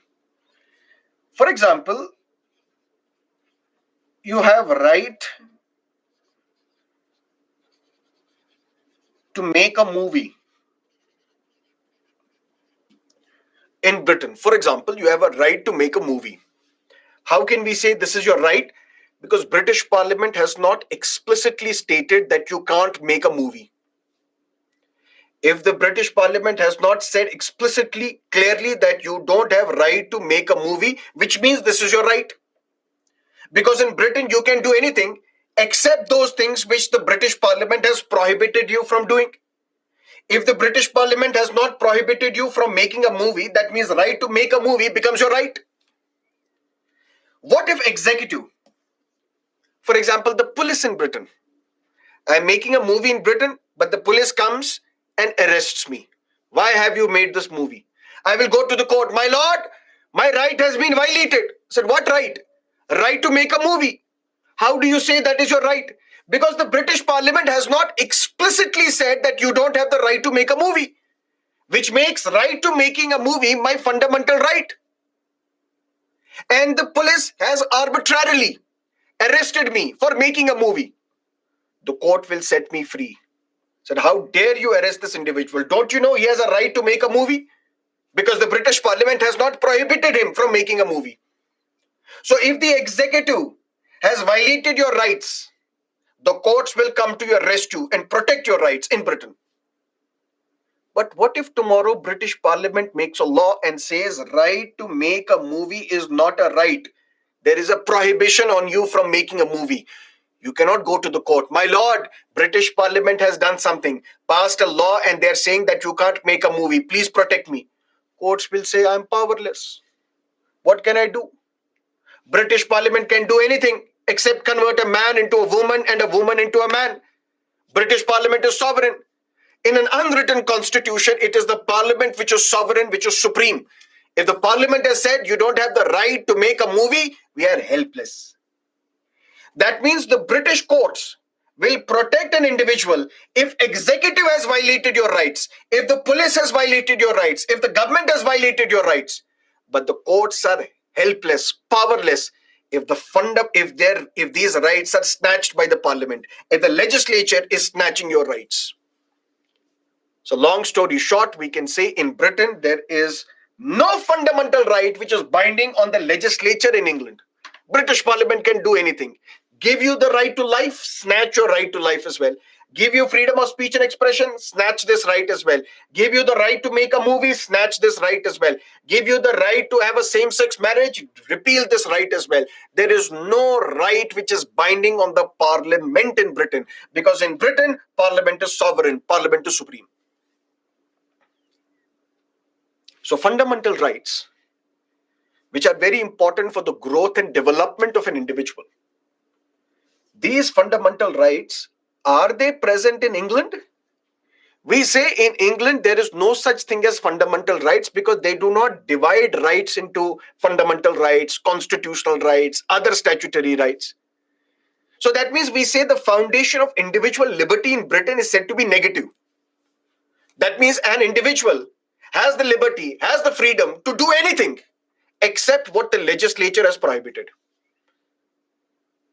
So you can do anything that the legislature has allowed you to do or not prohibited you from doing, and you can claim that all these are your rights. And if the executive, if the government, if the police is violating these rights, you can go to the court, courts will come to your rescue. But what if these rights are snatched by the legislature in England? The courts are helpless, powerless to come to your rescue because there is nothing binding on the British Parliament. Because British Parliament is sovereign, it can do anything. But when we contrast it with, you can look at the slide, there is no law in England which Parliament cannot change. That's why D. Lolme said the British Parliament can do everything except make a woman a man and a man a woman. In short, there is no right which may be said to be fundamental in the strictest sense of the term. There is no right which cannot be snatched by the British Parliament. But when it comes to the United States of America, the framers of the US Constitution, because in England, courts will protect you against the actions of the executive, against the illogical actions of the executive, against the arbitrary actions of the executive. but the courts in Britain are helpless against the legislature. But the framers of the US Constitution, which is the oldest federal constitution of the world, written constitution, the framers of the US Constitution, they wanted to protect the citizens of US from the onslaught of executive as well as the onslaught of legislature.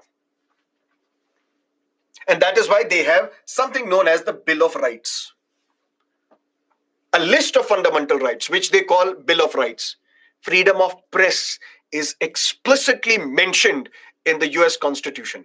And what is that freedom of press?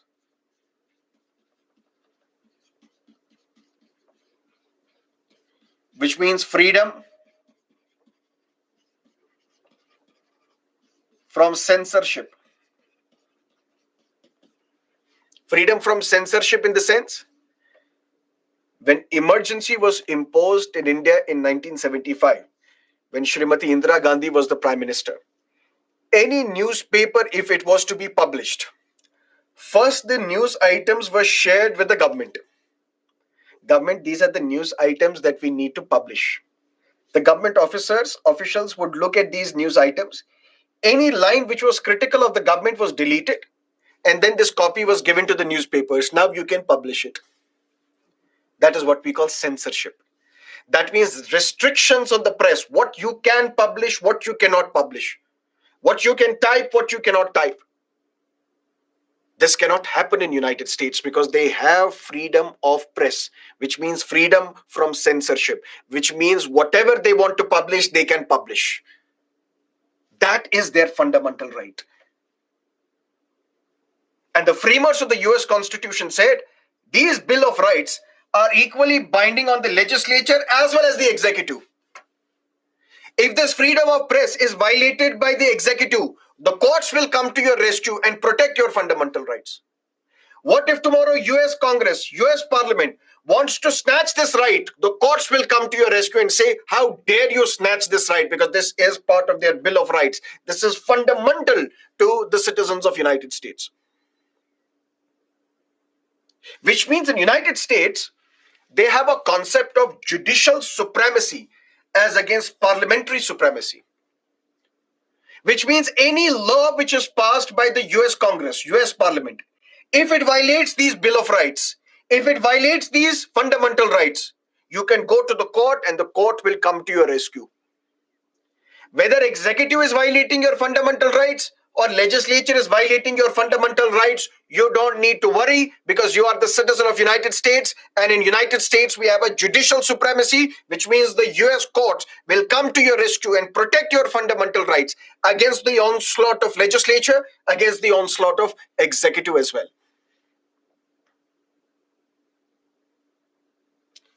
Similarly, when it comes to India, our constitution follows the American model rather than the British model.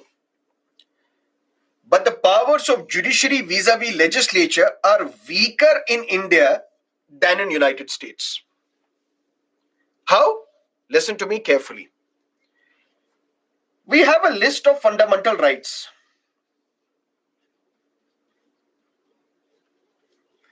Can these fundamental rights be violated by executive? No. Can these fundamental rights be violated by legislature? No. If they are violated, you can approach the Supreme Court. Supreme Court will come to your rescue, protect your fundamental rights. But in India, fundamental rights are not absolute. Listen to me carefully, very important point. Fundamental rights are not absolute. What do we mean by absolute nature of fundamental rights? Which means there are restrictions which are known as reasonable restrictions. What are these reasonable restrictions? For example, we have a fundamental right, Article 19(1)(a), which is known as freedom of speech and expression, which we will discuss on Thursday possibly or Friday. which means you have the freedom to say whatever you want to say. You have the freedom to express whatever you want to express. You have the freedom to write whatever you want to write. But this right is not absolute. That means it doesn't mean you can write whatever you want to write. There are some restrictions. Restrictions such as public order. What does that mean? One classic example. We are watching a movie in a multiplex. Let's say it's the new Shah Rukh Khan starrer Jawan or Pathan, which is the latest movie, Pathan or Jawan, whatever Nan, we're watching that movie. And suddenly I'm having popcorn as well, and I start shouting, fire, fire, fire. What will happen in the multiplex? There will be stampede. People will start rushing towards the exit. Ultimately, there will be stampede. People will come on each other. Some will be without any breath, and ultimately, some people may die as well. I'm sitting very calmly on my seat, having popcorn and a glass of Pepsi or Coke or whatever, and I see all this ruckus going on. Then the police comes, and police starts arresting me. But why are you arresting me? Why did you cry fire, fire, fire where there was none? Don't you know through your actions it has led to the unfortunate deaths of 20 people? 30 people have been injured. The multiplex has suffered a loss. There is a chaos because of your utterance, because of what you cried, fire, fire, fire. I would say, look at the Constitution. Article 19(1)(a), freedom of speech and expression. I spoke fire, fire, fire. I expressed because that's my freedom. The police will have a slap against me and said, how dare you? Don't you know this right is not absolute? There are restrictions. Through your freedom of speech and expression, you cannot violate public order. Tomorrow you will say, let's raise arms, AK-47, and kill these politicians. You can't say that because you are then instigating people to violence. You can write whatever you want to write. You can express whatever you want to express. You can say whatever you want to say. Sing an Arijit Singh song. Why do you want to cry fire, fire, fire where there is none? Ask people to fight corruption. Why are you asking people to kill the politicians? You're inciting people to violence. So this right of freedom of speech and expression is not absolute. There are restrictions, and those restrictions are known as reasonable restrictions. But who can impose these reasonable restrictions in India? Parliament.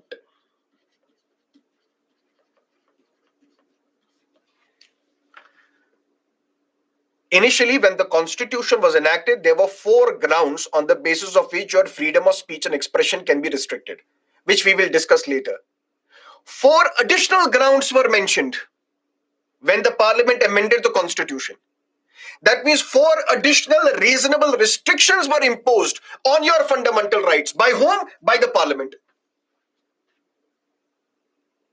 But in United States, if there is a restriction on your Bill of Rights, if there is a restriction on your fundamental rights, those restrictions cannot be imposed by the parliament. Those restrictions can be imposed by judiciary.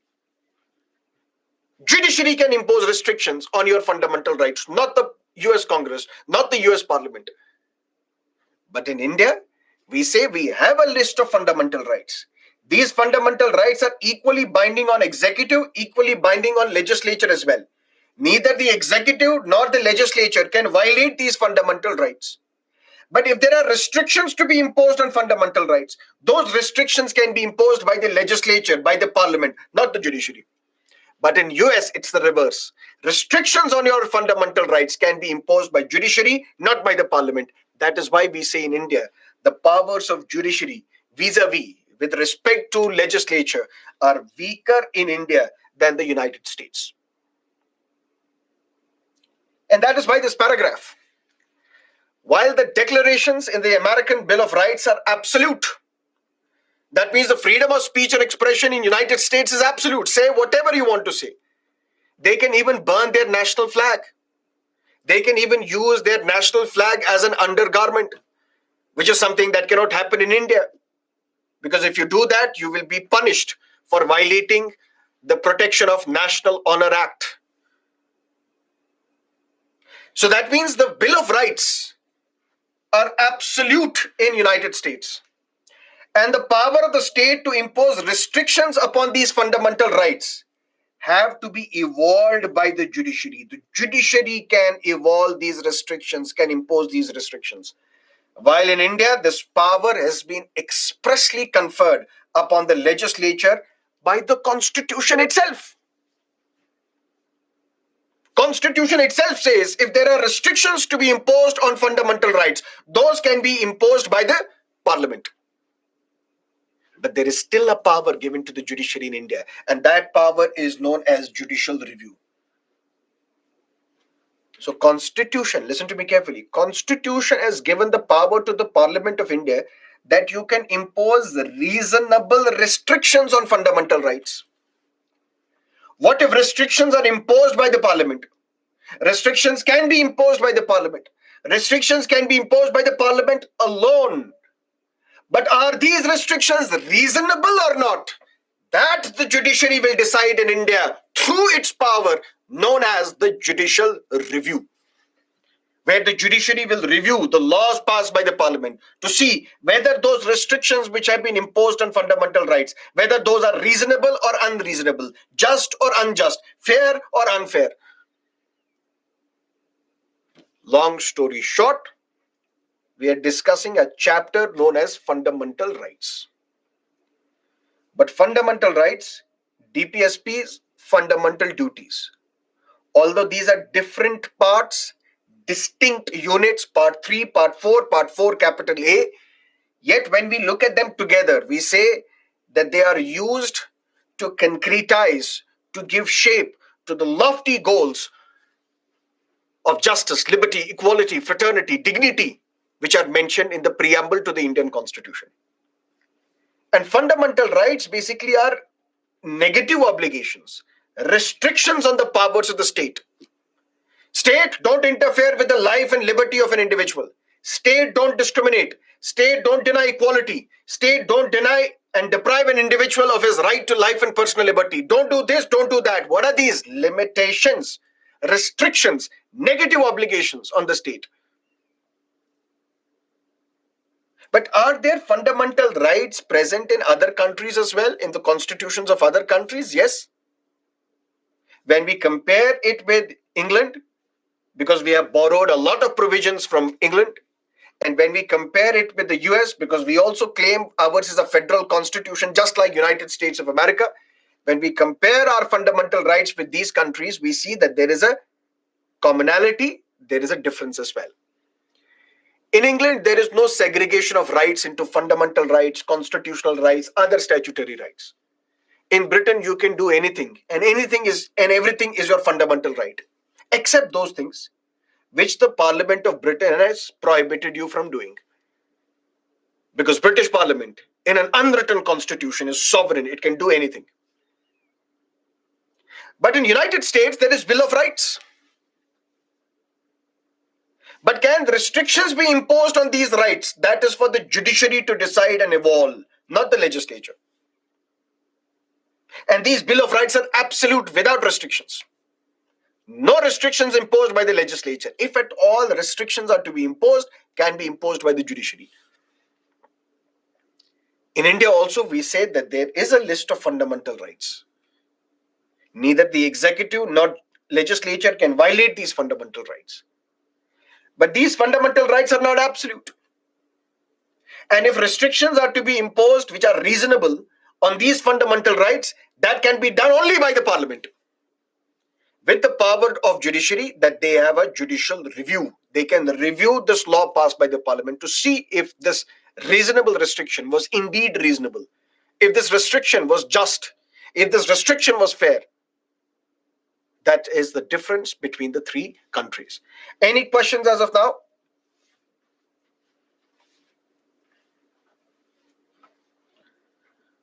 What is a convention? Convention is an unwritten rule, not mentioned anywhere, but something that we follow.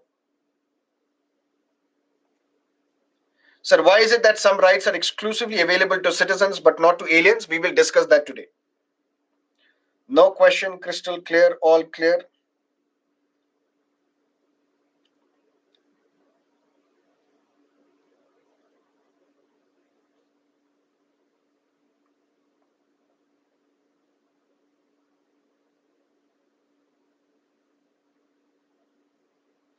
In India, there is a mix of judicial supremacy and the parliamentary supremacy.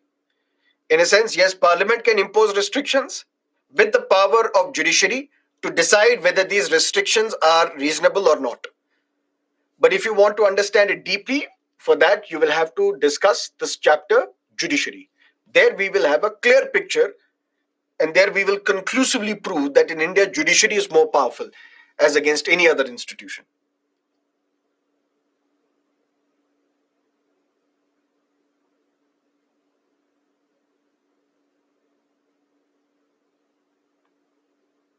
Why it is different for armed forces and paramilitary forces?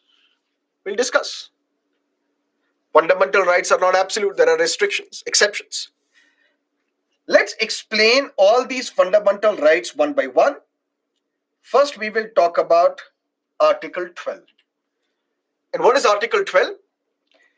Throughout this chapter of fundamental rights, you would come across this term known as the state. The state shall not deny equality before law. The state shall not discriminate. The state shall not discriminate against the citizens only on the grounds of religion, race, caste, sex, place of birth. The state shall not deprive an individual of his right to life and personal liberty. The state shall not do this, the state shall not do that. Who is this state?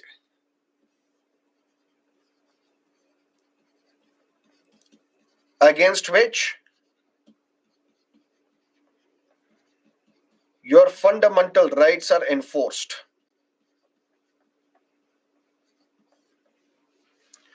Who is this state? If it violates your fundamental rights, you can go and knock the doors of the Supreme Court directly. Who is the state against which your fundamental rights are enforced? The definition of that state is given under Article 12.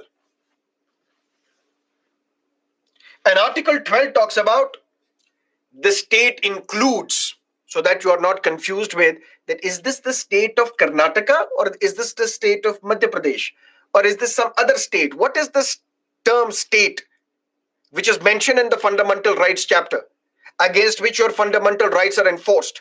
Which means if this state is violating your fundamental rights, you can drag the state to the court. Article 12 says the state includes the government and parliament of India. Which means if the Prime Minister and his ministers and the members of the bureaucracy who are part of the government, if the parliament, which is Lok Sabha, Rajya Sabha, president, if they violate your fundamental rights, drag them to the court.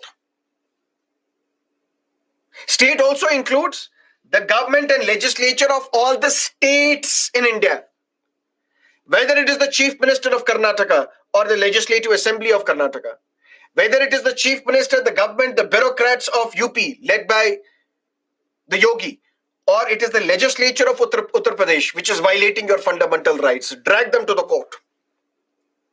Or all the local authorities, even if it's a Panchayati Raj institution, even it's a municipality, it is also under this definition state. If they violate your fundamental rights, drag them to the court. But the Constitution under Article 12 talks about something else. It talks about other authorities within the territory of India or under the control of the government of India. Article 12 talks about the definition of state. State in the sense, Constitution says throughout this chapter of fundamental rights, state cannot do this, state cannot do that, state can do this, state cannot do that. Who is the state which cannot interfere with your liberty, which cannot snatch your fundamental rights? Article 12 explains that in the definition of state, saying state means government of India and parliament of India, government of state and legislature of the state, local authorities, Panchayati Raj institutions, municipalities. Article 12 also says other authorities. Other authorities within the territory of India or under the control of the government of India. Which are these other authorities? Not mentioned in the Constitution. But who is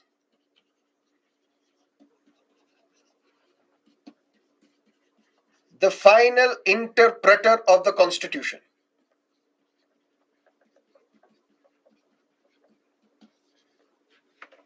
Who is the final interpreter of the Constitution? Very good. The answer is Supreme Court.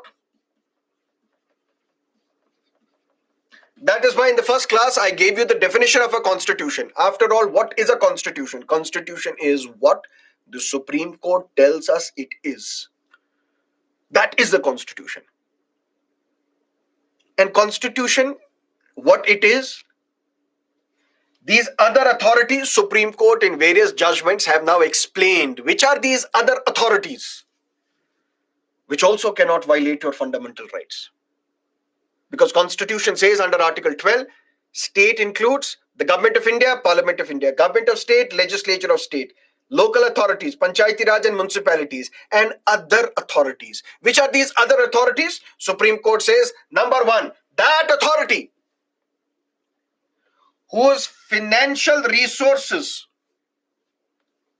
where the state is the chief funding source, that means the entire share capital is held by the government.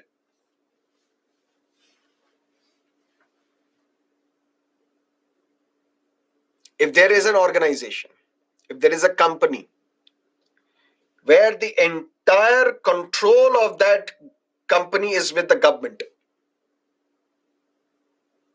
where the financial resources of the government are given to that entity, State Bank of India is a state. Reserve Bank of India is a state. Life Insurance Corporation of India is a state. Why? Because the principal source of funding for these institutions is the government. Majority stake in these organizations is with the government. It is a state. Which means even State Bank of India cannot violate your fundamental rights. Life Insurance Corporation cannot violate your fundamental rights. Reserve Bank of India cannot violate your fundamental rights. Or other authority means deep and pervasive control of the state. Where the state has deep control over such institutions. For example, Food Corporation of India.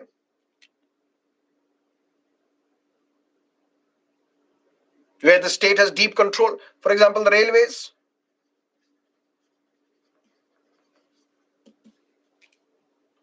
Where the state has deep control over railways. In fact, the state, we can say, enjoys some sort of control over railways, that it operates railways throughout the country. It is also a state, and the state cannot violate your fundamental rights. The functional character being governmental in its essence, meaning thereby that its functions have public importance and are of governmental character. What is the role of the government? To provide electricity to the people. What is the role of government? To provide healthcare facilities to the people. So government hospitals come under state. The electricity boards come under state. The pollution control boards come under state. All these entities whose primary function is governmental in character, they are also within the definition of the state. A department of the government which is transferred to a corporation. For example, previously we used to have Doordarshan, All India Radio. We still have, but those were government departments. One government department was Doordarshan. One government department was All India Radio. Later on, both these entities, Doordarshan as well as All India Radio, they were transferred to a corporation, and that corporation was known as Prasar Bharati. Prasar Bharati Corporation. Prasar Bharati becomes a state. Our public sector undertakings become a state. Steel Authority of India Limited, Coal India, all these are public sector undertakings where the state is the chief source of funding, or the state controls the majority of the stake. All these are states. Or the state enjoys monopoly status. Any entity which enjoys monopoly status becomes a state. Monopoly in the sense Indian Railways. Can any other entity run railways in India? No. Department of Atomic Energy. Only this department has the power, has the monopoly, complete control over atomic resources in India. Can a private entity in India make an atomic bomb? No. Can a private startup in India manufacture a nuclear weapon? No, because this is the monopoly of the state. All those entities which deal with manufacturing these atomic bombs or hydrogen bombs or these nuclear weapons, they come under state, and the state cannot violate your fundamental rights. This is the only thing that you should keep in mind, because after that it becomes so technical that you would be confused. After that it becomes so technical that you will become the lawyer of the Supreme Court, which ultimately is of no value whatsoever. For example, BCCI, Board of Control for Cricket in India. The Indian cricket team is basically not an Indian cricket team. It is the cricket team of BCCI, Board of Control for Cricket in India. And it enjoys a monopoly status. Monopoly status in the sense, can any other organization in India select an Indian cricket team except BCCI? No. Can any other entity in India organize official matches in India other than BCCI? No. Can any other entity operate or start a league such as the Indian Premier League in India except the BCCI? Yes and no. Yes in the sense no. No in the sense there was a time when Z launched its own Premier League, which was even before the Indian Premier League was started in 2007 or 8. In fact, matter went to the court.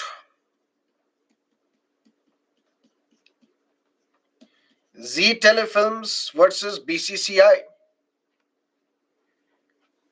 BCCI had to award contract to broadcasters who would broadcast Indian cricket matches or those matches which will be played in India. Z Telefilms was also a bidder. Z Sports. Star was also a bidder. Other channels were also bidders. They wanted to bid for the broadcast rights. Ultimately, Z lost this bid. Z approached the court and said BCCI has violated equality principle, justice principle, which is violative of fundamental rights. And as such, we're taking BCCI to the court. Now, the principal thing that the court had to decide now was to see if the BCCI is a state or not.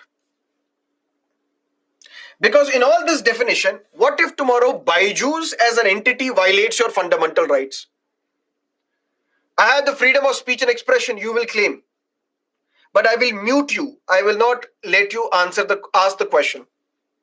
I will block your questions. Can you claim that my freedom of speech and expression has been violated? Yes, you can. But can you approach the Supreme Court for that? No. Why? Because Byjus is not a state within the meaning of Article 12. Only the state, if it violates your fundamental rights, you can drag the state to the court. Others can violate your fundamental rights.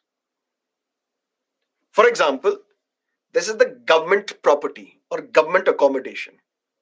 For example, now the government has to give this accommodation to the people so that people can stay. Can the government say that this accommodation is available only for those who are Hindus?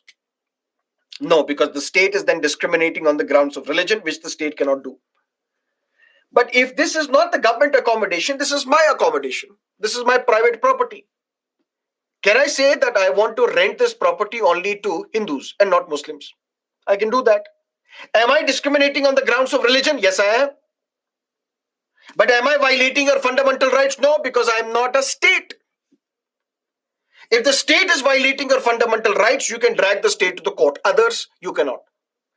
Now, if BCCI has violated fundamental rights, first thing that the court had to decide was whether BCCI is a state or not. Because what is a state? Government of India, Parliament of India. Government of state, legislature of state. Panchayati Raj institutions. Indian embassies outside India as well. Or other authorities. Which are these other authorities?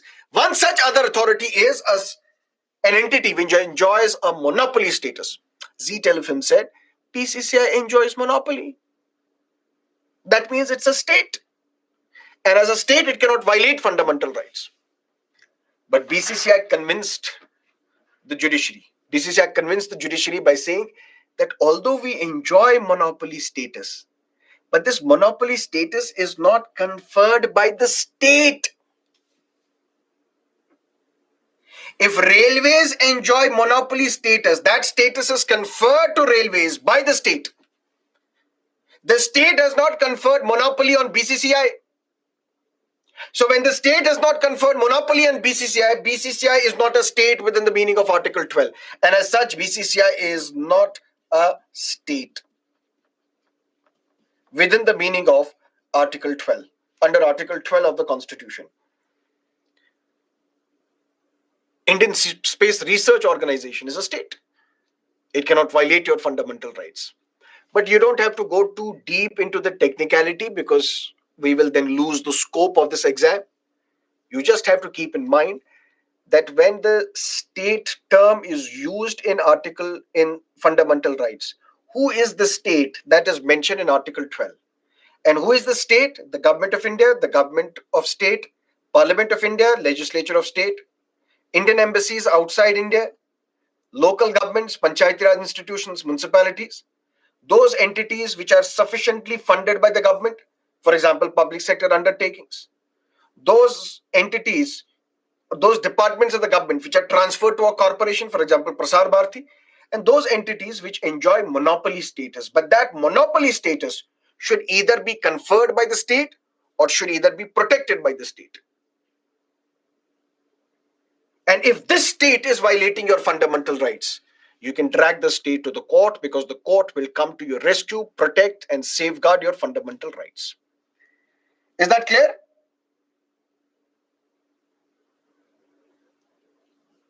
What about legislature of Delhi and Puducherry? They are also state within the meaning of Article 12. Is judiciary included in the term state? That's a very good question.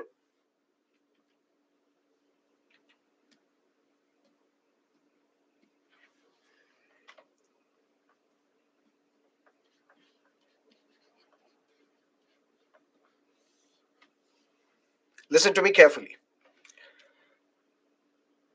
Who comes to your rescue when your fundamental rights are violated? Judiciary. So an entity which comes to your rescue when your fundamental rights are violated, it is inconceivable, unthinkable to think that the entity which is meant to protect your fundamental rights is itself capable of violating your fundamental rights. That is why judiciary is not part of the state.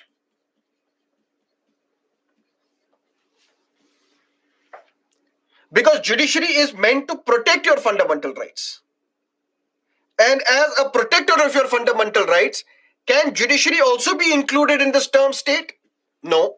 Why? Because an entity which is meant to protect, safeguard your fundamental rights, how can we even think that such an entity which is meant to protect your fundamental rights is itself capable of violating your fundamental rights? But then over a period of time, things have evolved. Evolved in the sense we say judiciary has two roles.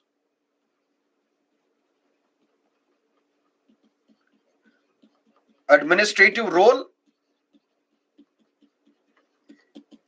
and judicial role. Administrative role in the sense judiciary, its various parts, they're allocating cases to different judges.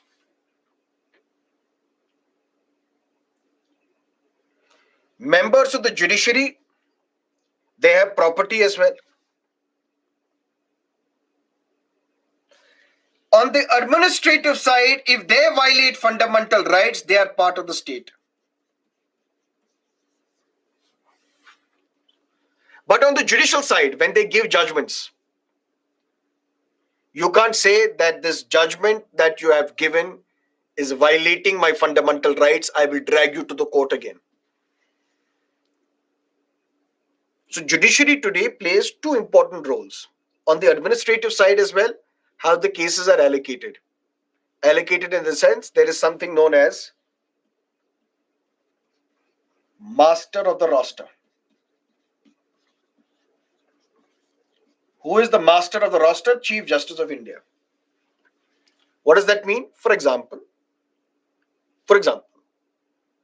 at Byjus we have this live online classroom program. I get to teach polity. Who gets to teach geography? I will decide it.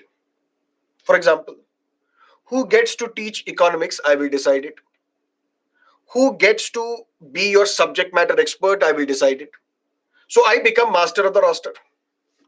That means I allocate responsibilities to the individual teachers. I allocate responsibilities to the individual subject matter experts. I allocate responsibilities to various individuals who are developing and preparing content for this exam. Similarly, Chief Justice of India is the master of the roster in the Supreme Court. A case related to tax will be heard by which judge? That Chief Justice will decide. A case related to elections will be heard by which judge? That Chief Justice will decide. A case related to, let's say, corruption, a case related to land acquisition, a case related to constitutional matter, a case related to fundamental rights. Who are these judges who will get to hear these cases? That Chief Justice will decide. So Chief Justice is the master of the roster. He manages the roster. Who are these judges who will hear what sort of cases? That is the administrative side of the judiciary. There, if I do something violating fundamental rights, I am part of the state, I can be held accountable. But when I'm really hearing a case, I'm giving a judgment in Article 370 case, or in citizenship amendment case, or in EWS reservation case, I am not under the state because I am incapable of violating your rights. Because I meant to protect your fundamental rights. That is why we say judiciary is not part of the state. But only on the administrative side, judiciary is part of the state. Is that clear?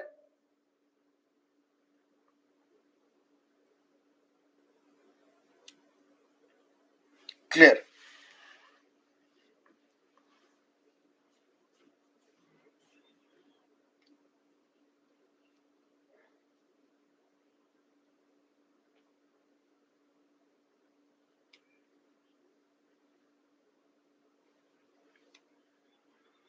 Okay.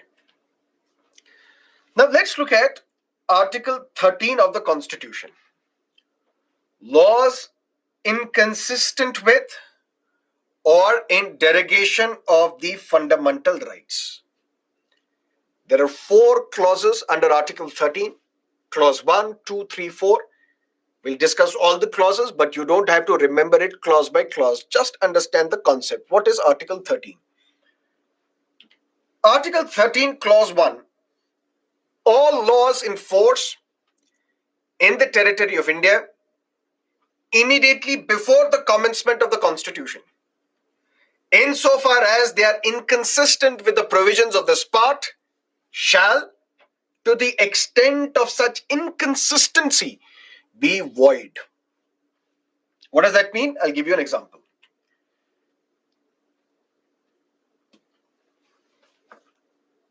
When was the Constitution enacted? 26th January 1950. Because it was on this date that this chapter, Fundamental Rights, under Part 3 of the Constitution also got enforced. But when the Constitution was implemented, even before the Constitution was implemented, there were some laws which were already present. For example, Criminal Procedure Code. For example, Civil Procedure Code. For example, Indian Penal Code.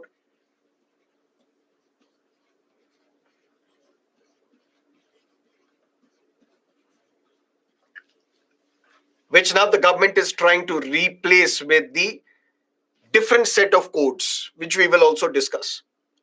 So, Indian Penal Code, which was implemented in 1860. What is this Indian Penal Code? It's a set of laws. Set of laws in the sense it provides lists down punishment for all the offenses. Section 302 is for murder. Section 376 is for rape. Section 103 is for something else. That means for every crime, there is a punishment provided. And that is mentioned where? In Indian Penal Code. But what is Indian Penal Code? It is a law which was in force in the territory of India immediately before the commencement of the Constitution. Now, once the Constitution has been enacted, once this chapter fundamental rights has been provided, once all these fundamental rights under Part 3 have been provided, whether these laws will continue after 26 January 1950 as well or not. That's what Article 13 Clause 1 says. If there is a law which was in force in the territory of India immediately before the commencement of the Constitution, and now the Constitution has been enacted, once fundamental rights have been provided, can these laws continue after 26 January as well? Yes, if these laws are in agreement with fundamental rights. But if these laws violate fundamental rights, those laws cannot continue. And this is where we talk about a concept known as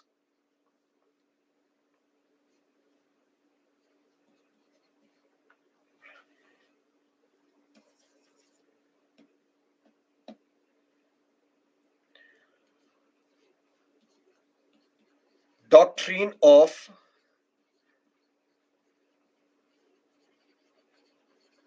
severability. And what is that? Let me discuss.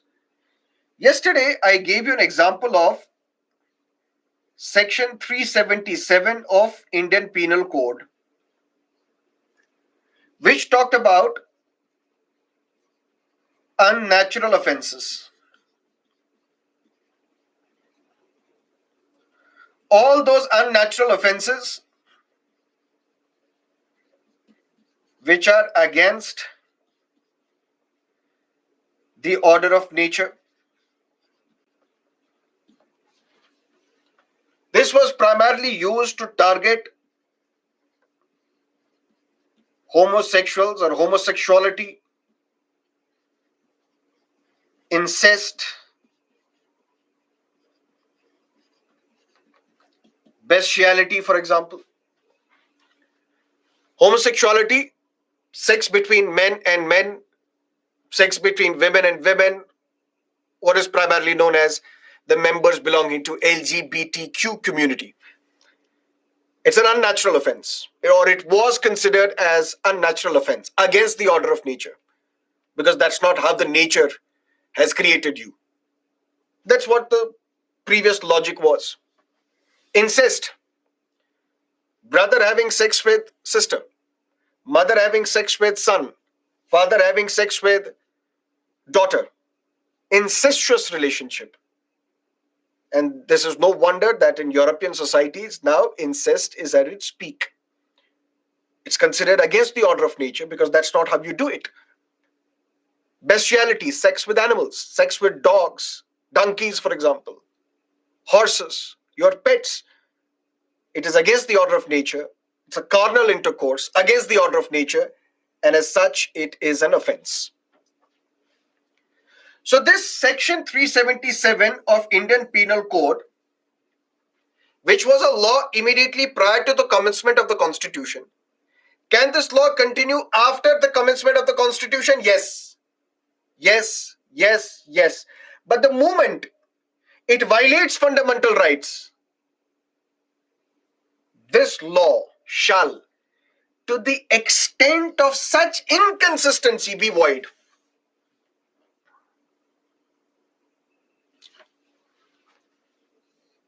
In 2017-18, Supreme Court in Navte Johar judgment said, homosexuality is not a crime.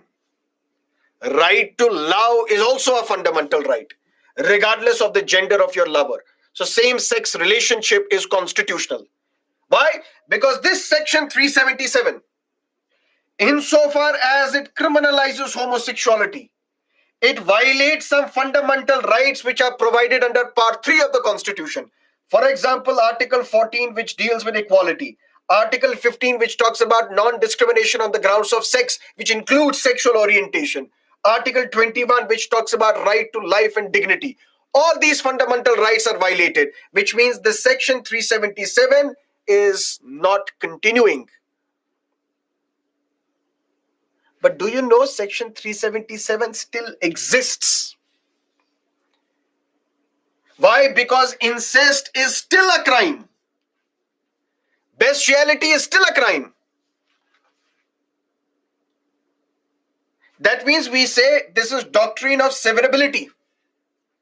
That means if there is a law which has 10 clauses, 10 sections, if only 5 clauses are violating fundamental rights, only these 5 clauses will be cut.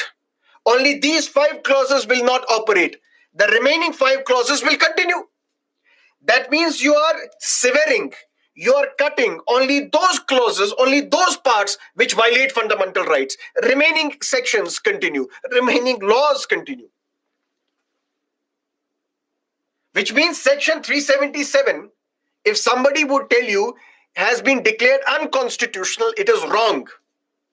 Section 377 was not declared unconstitutional.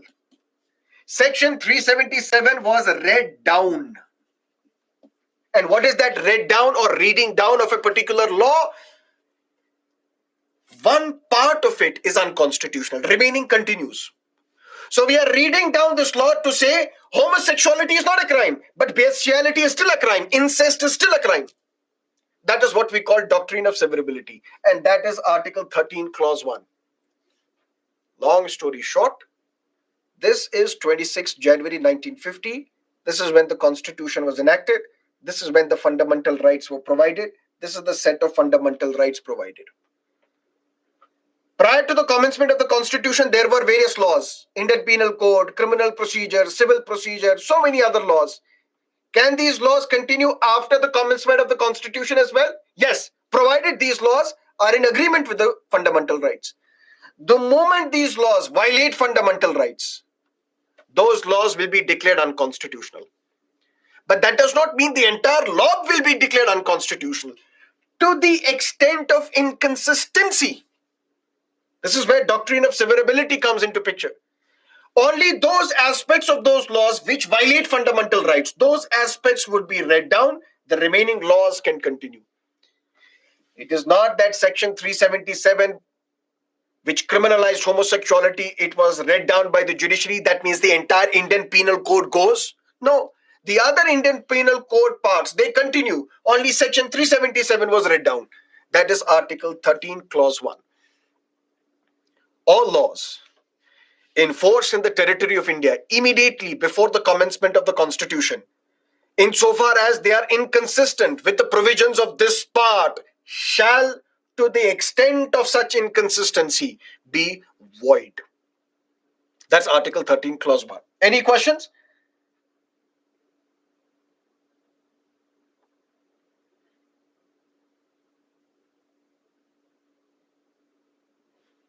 Very good.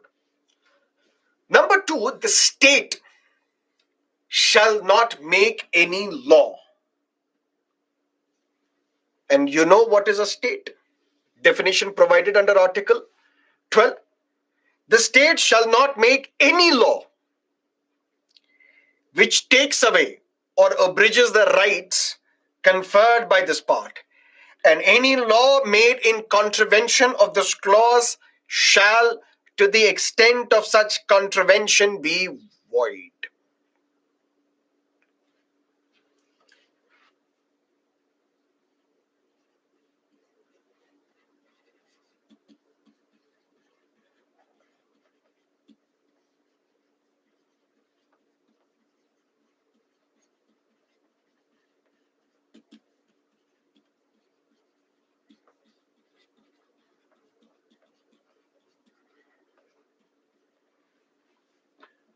judicial review, which we will discuss in great detail in judiciary, which basically means the power of the judiciary to review the laws passed by the parliament or the actions and the acts of the executive. This power of the judiciary that it can review is not mentioned anywhere in the constitution. Nowhere is this term judicial review mentioned. Nowhere is even this power mentioned. But we can trace this concept of judicial review to Article 13 of the Constitution, to Article 13, Clause 1 of the Constitution. How can we trace it? All laws which are in force in this country immediately prior to the commencement of the Constitution, if these laws violate fundamental rights, these laws will be declared void. And the logic is, who will declare them void? Judiciary, which means judiciary has the power of judicial review. Although not mentioned directly, but we can trace this concept. Similarly, Article 13, Clause 2, state cannot make any law. When we say any law, it cannot make any law.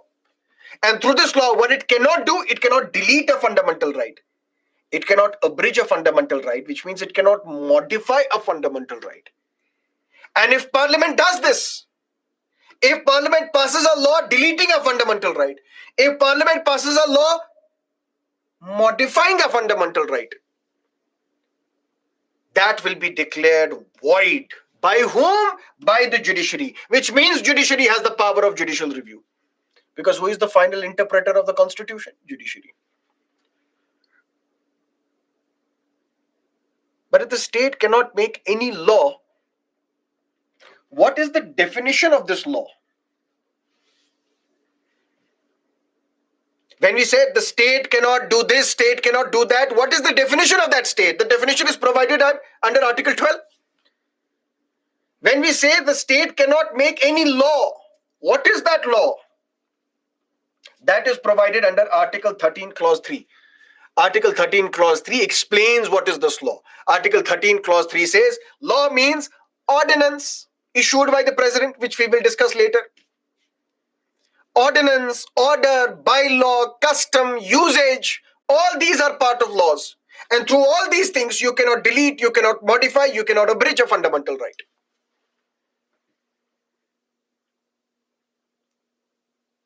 Then came something else. What happened?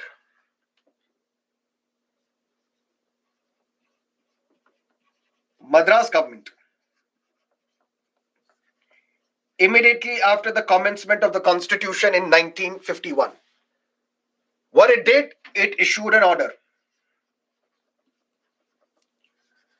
Through this order, what it did, it provided reservation for SCs and STs in government, engineering, and medical colleges.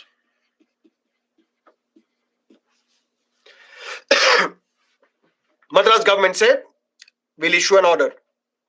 Through this order, what we will do, we will reserve seats for SCs and STs in government, engineering, and medical colleges. Matter went to the court, Supreme Court.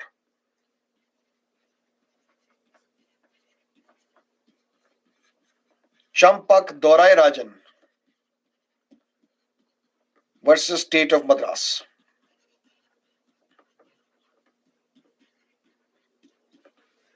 The petitioner Champak Dorai Rajan said, my lord, I have an issue. Said, what is the issue? Sir, my fundamental rights have been violated. How? Sir, Madras government says there will be reservation of seats in government, engineering, and medical colleges for SCs and STs. Said, so? Sir, it violates Article 15. How? Because Article 15 prohibits discrimination on the grounds of caste. There can be no discrimination. The state cannot discriminate against its citizens only on the grounds of caste. But here the state, which is the Madras government, has issued an order and through which it is discriminating against the citizens only on the grounds of caste. That is why it violates my fundamental rights. My lord, please protect me. Why? Because Article 13 Clause 2 gives you the power. Because the state shall not make any law to delete a fundamental right, to modify a fundamental right.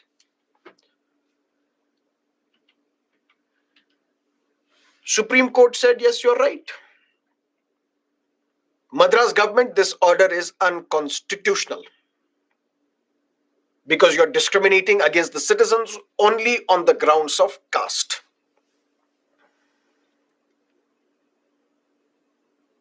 The government said, what do we do now? Central government said, what do we do now? We need to provide reservation to SCs and STs, which was not originally mentioned in the constitution. Political reservation was mentioned. That means reservation of seats for SCs and STs in Lok Sabha assemblies. It was part of the original constitution. Reservation in jobs for SCs and STs, it was also mentioned in the original constitution. But reservation for SCs and STs in engineering colleges, medical colleges, in educational institutions was not mentioned. Parliament got together, amended the constitution. First Constitutional Amendment Act, 1951. Article 15 was amended.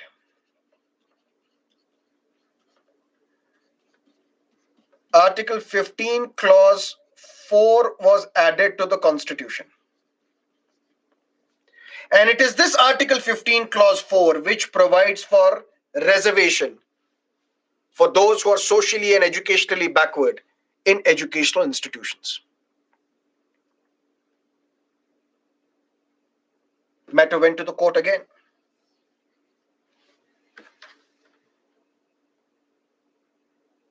My lord, I have a question. I said, what's the question? Sir, Parliament has passed a law. And through this law, it has modified a fundamental right. Modified Article 15 of the Constitution. But my lord, Article 13 Clause 2 explicitly states, state cannot make any law. State includes Parliament of India. Which means Parliament cannot make any law to modify, to abridge fundamental rights. This time the Parliament has abridged, modified fundamental rights under Article 15 of the Constitution. Supreme Court asked the government, come here. What are you doing? Sir, we have amended Article 15, which is part of fundamental rights. Yes, sir. But Article 13 Clause 2 does not allow you to modify a fundamental right. No, sir, I think it does allow. Sir, how? Sir, it's about interpretation. How? Sir, look at what Article 13 Clause 2 says. What does it say?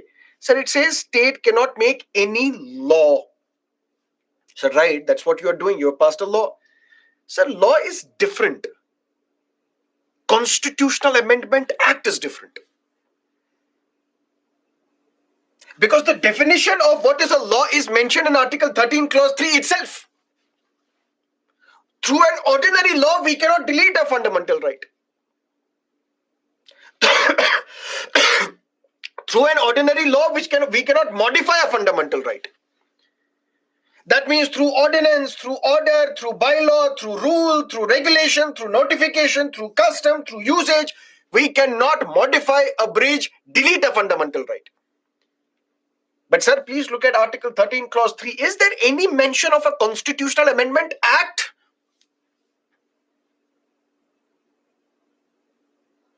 Does the Constitution anywhere mention that law means Constitutional Amendment Act as well?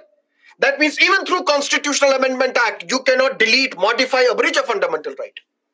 It does not. That means Constitution has clearly differentiated between an ordinary law and a Constitutional Amendment Act. Through an ordinary law, we know we cannot delete, modify, abridge a fundamental right, but only through a Constitutional Amendment Act passed under Article 368. Because a Constitutional Amendment Act is passed under Article 368 of the Constitution. Through this, we can delete, modify, abridge a fundamental right.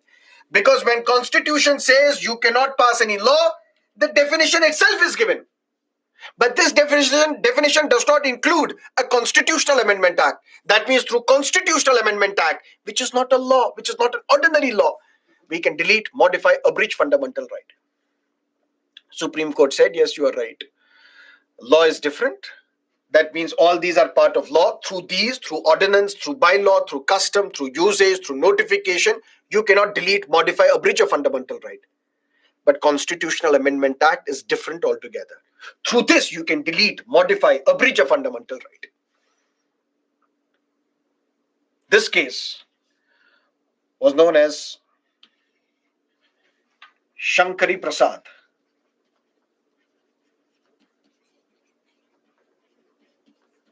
versus Union of India.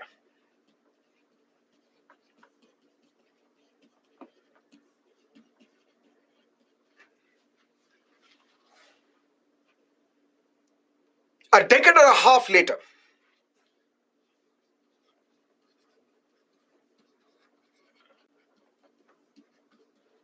Golaknath versus State of Punjab, 1967. It's all about interpretation. Supreme Court said in Golaknath versus State of Punjab, law in Article 13, Clause 2 includes a Constitutional Amendment Act.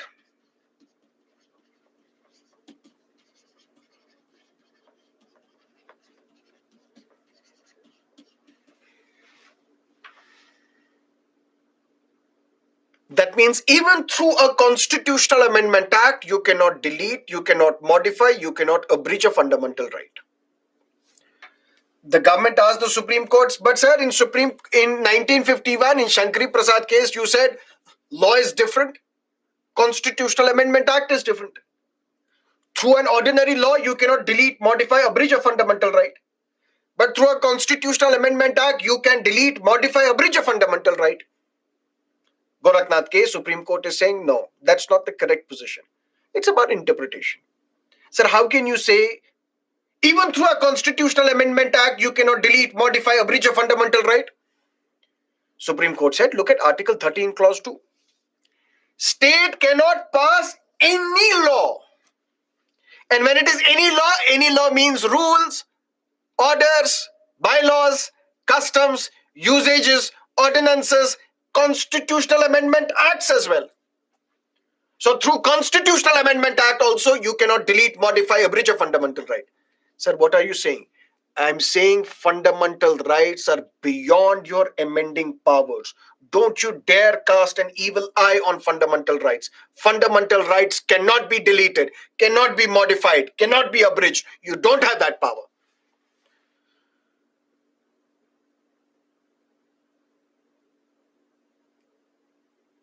The government asked the Supreme Court then, sir, there is Article 368, which gives power to the Parliament to amend the Constitution.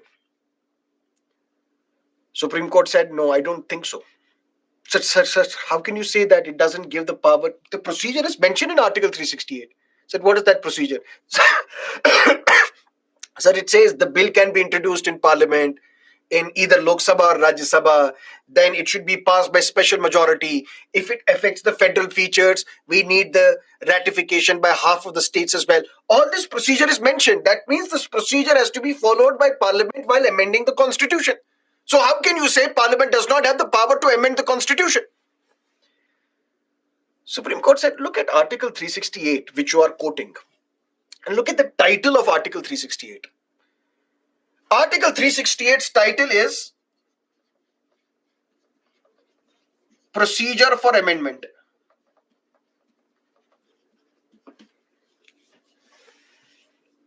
Procedure for amendment.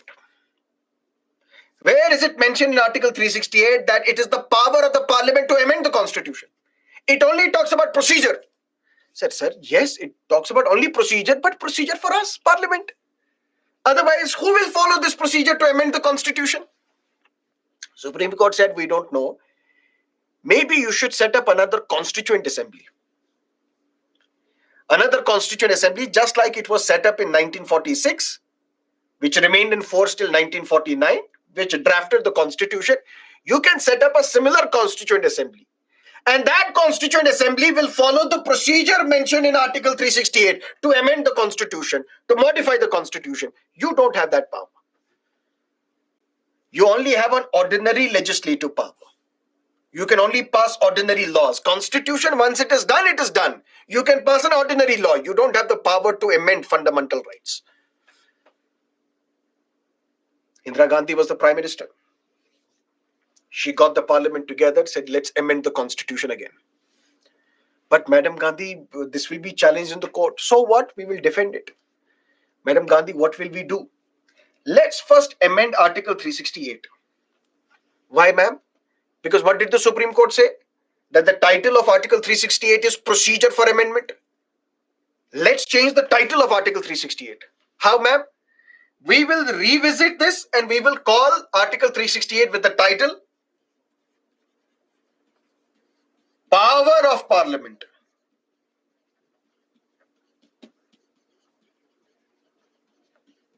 To amend the Constitution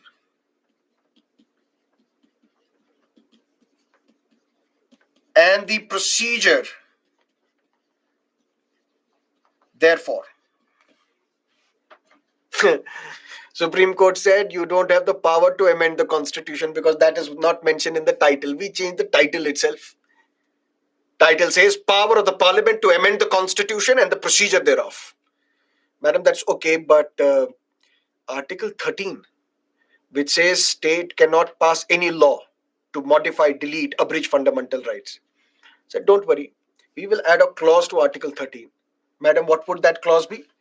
Article 13, Clause 4, inserted by the 24th Constitutional Amendment Act 1971. Nothing in this article shall apply to any amendment of the Constitution made under Article 368. Nothing in this article, because in this article it is mentioned that Parliament cannot make any law to delete, modify, abridge a fundamental right. This will not apply. This restriction will not apply to the law made by the Parliament under Article 368. To the amendment of the Constitution made under Article 368. That means through a Constitutional Amendment Act, Parliament can delete, modify, abridge a fundamental right. Not through an ordinary law, but through a Constitutional Amendment Act. Even this was challenged before the court. In a famous case, which we will discuss in great detail next week, Keshavananda Bharti versus State of Kerala, 1973. The Supreme Court said, yes, you are right. Law is different. Constitutional Amendment Act is different.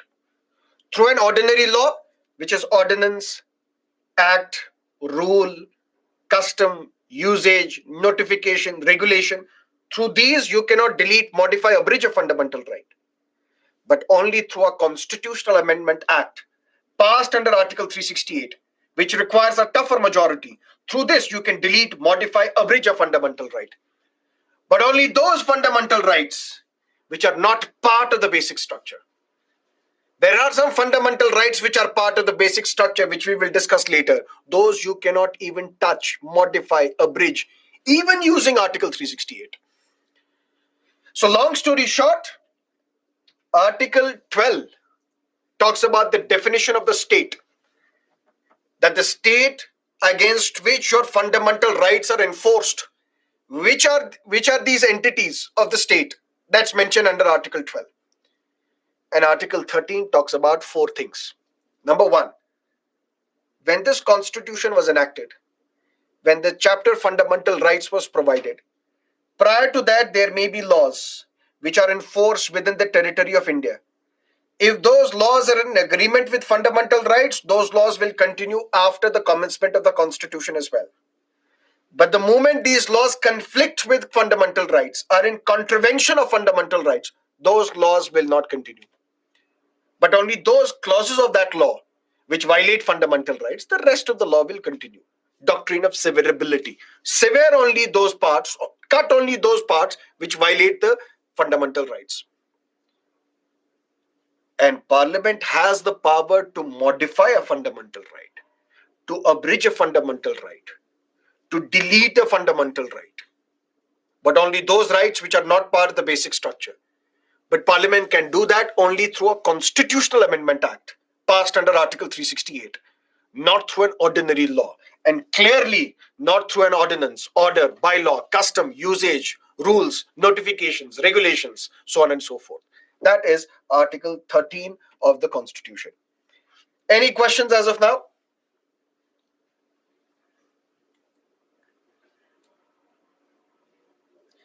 Section 124 capital A violates fundamental rights. How can this law survive in the IPC? That is your assumption. The Supreme Court has said sedition does not violate fundamental rights. In Kedarnath Singh case, in Shreya Singhal case, in so many cases. But right now it is under review. That's a different story. We will discuss this in fundamental rights chapter. But as of now, it does not violate fundamental rights.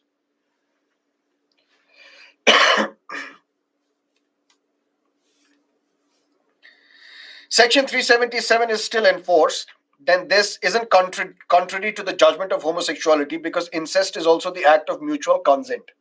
If homosexuality is natural, then incest is also natural. You may be right, but courts can only decide on matters which are presented to it. Clear?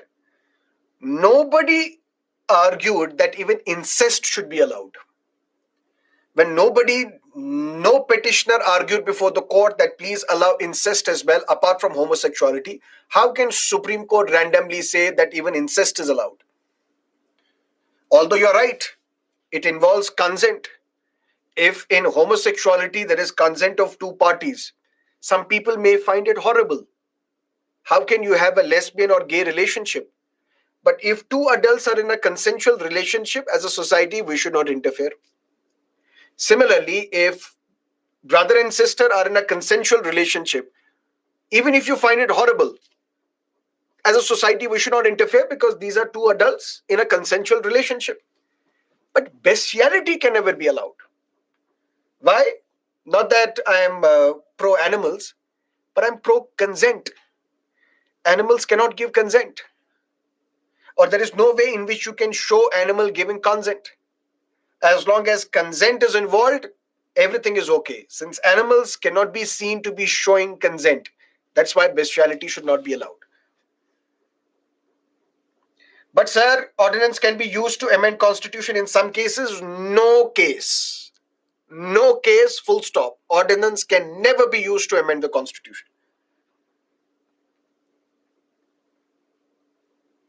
Sir, if our constitutional rights are violated by government, then what we can do? You can approach the High Court, then you can approach the Supreme Court.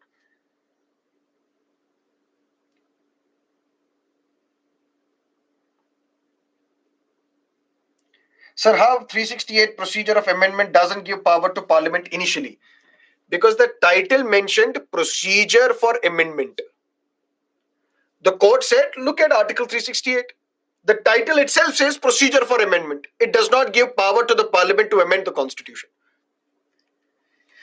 So what we will do, so can Supreme Court never take up suo motu cases? The courts can take suo motu cases on its own. But in this case, it did not take it up. That's also the discretion of the court. There are 8 minutes left in the class.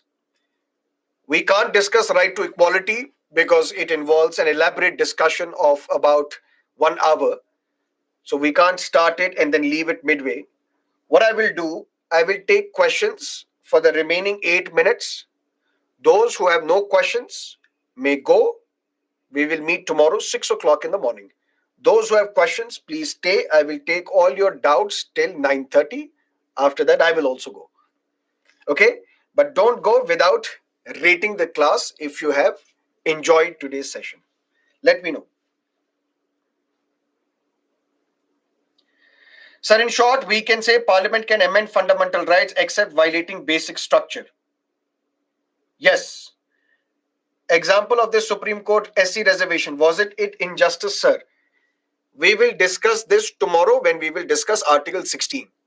Then you will not think that this is injustice. You will think that this is part of social justice. New CRPC and IPC, please tell about that. That new bill has not been passed yet. Once that is passed, we will discuss.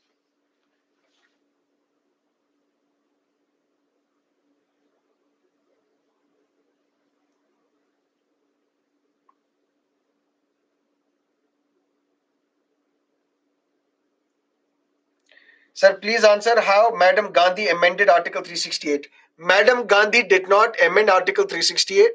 Parliament amended Article 368. Madam Gandhi was the Prime Minister. How could she have amended? You can still do that. That's for the court then to decide whether this was done legally or illegally.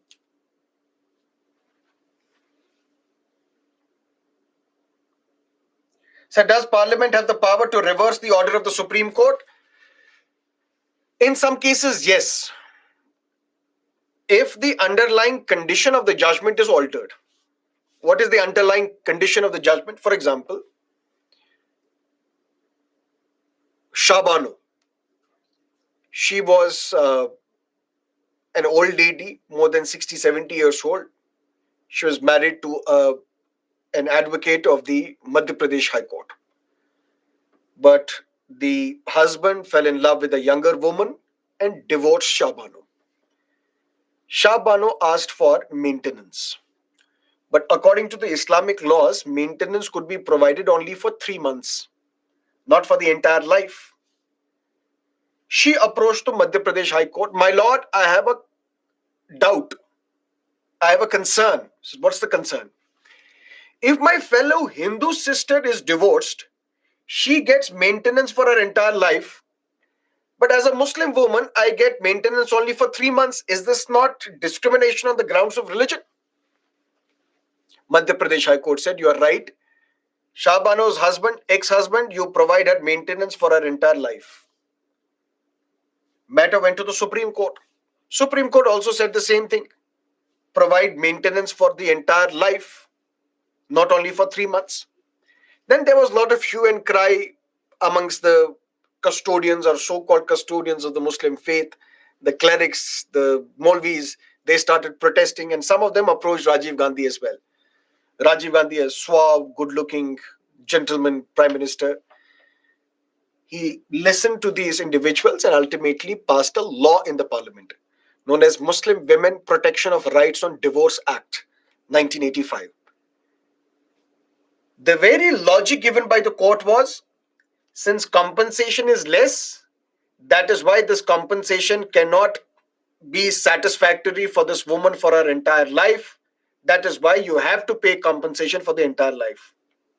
This was the underlying judgment. Parliament in its law said, we will increase the compensation.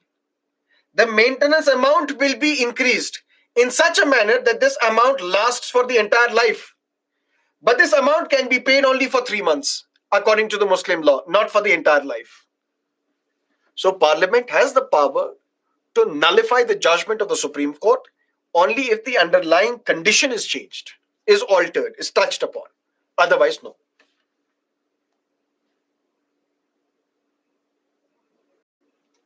This individuals as well, which we will discuss tomorrow. For example, Article 15, Clause 2. No citizen shall be discriminated only on the grounds of religion, race, caste, sex, place of birth. That we will discuss tomorrow. Supreme Court. And clearly not on the grounds of violating fundamental rights, because BCCI is not a state. Example of Shabano verdict of 1985, we'll discuss the Delhi case when we will talk about union territory. There we will discuss the Delhi case. So section 377 is partially struck down, which means section 377 is read down. People who done this shouldn't be punished. They are punished now because we have a law passed in 2017 known as Muslim Women Protection of Rights on Marriage Act, according to which if the husband pronounces instant triple talaq, that's what we call teen talaq, instant triple talaq, it's a crime and the husband can be sentenced to 3 years in jail. This question before, you can approach the High Court, not Supreme Court directly. That would be the violation of the Atrocities Act. If you belong to SC community or ST community, you have to file an FIR. You don't have to approach the Supreme Court. If the police refuses to file an FIR, then you can file a petition before the Supreme Court. Regarded for its preamble as part of the Constitution, it's the same case, but so many things were decided by the Supreme Court in that case. That is why you will see this case being cited forever. We'll discuss Articles 14 to 18, which deal with this category, right to equality. See you tomorrow. Till then, have a great time.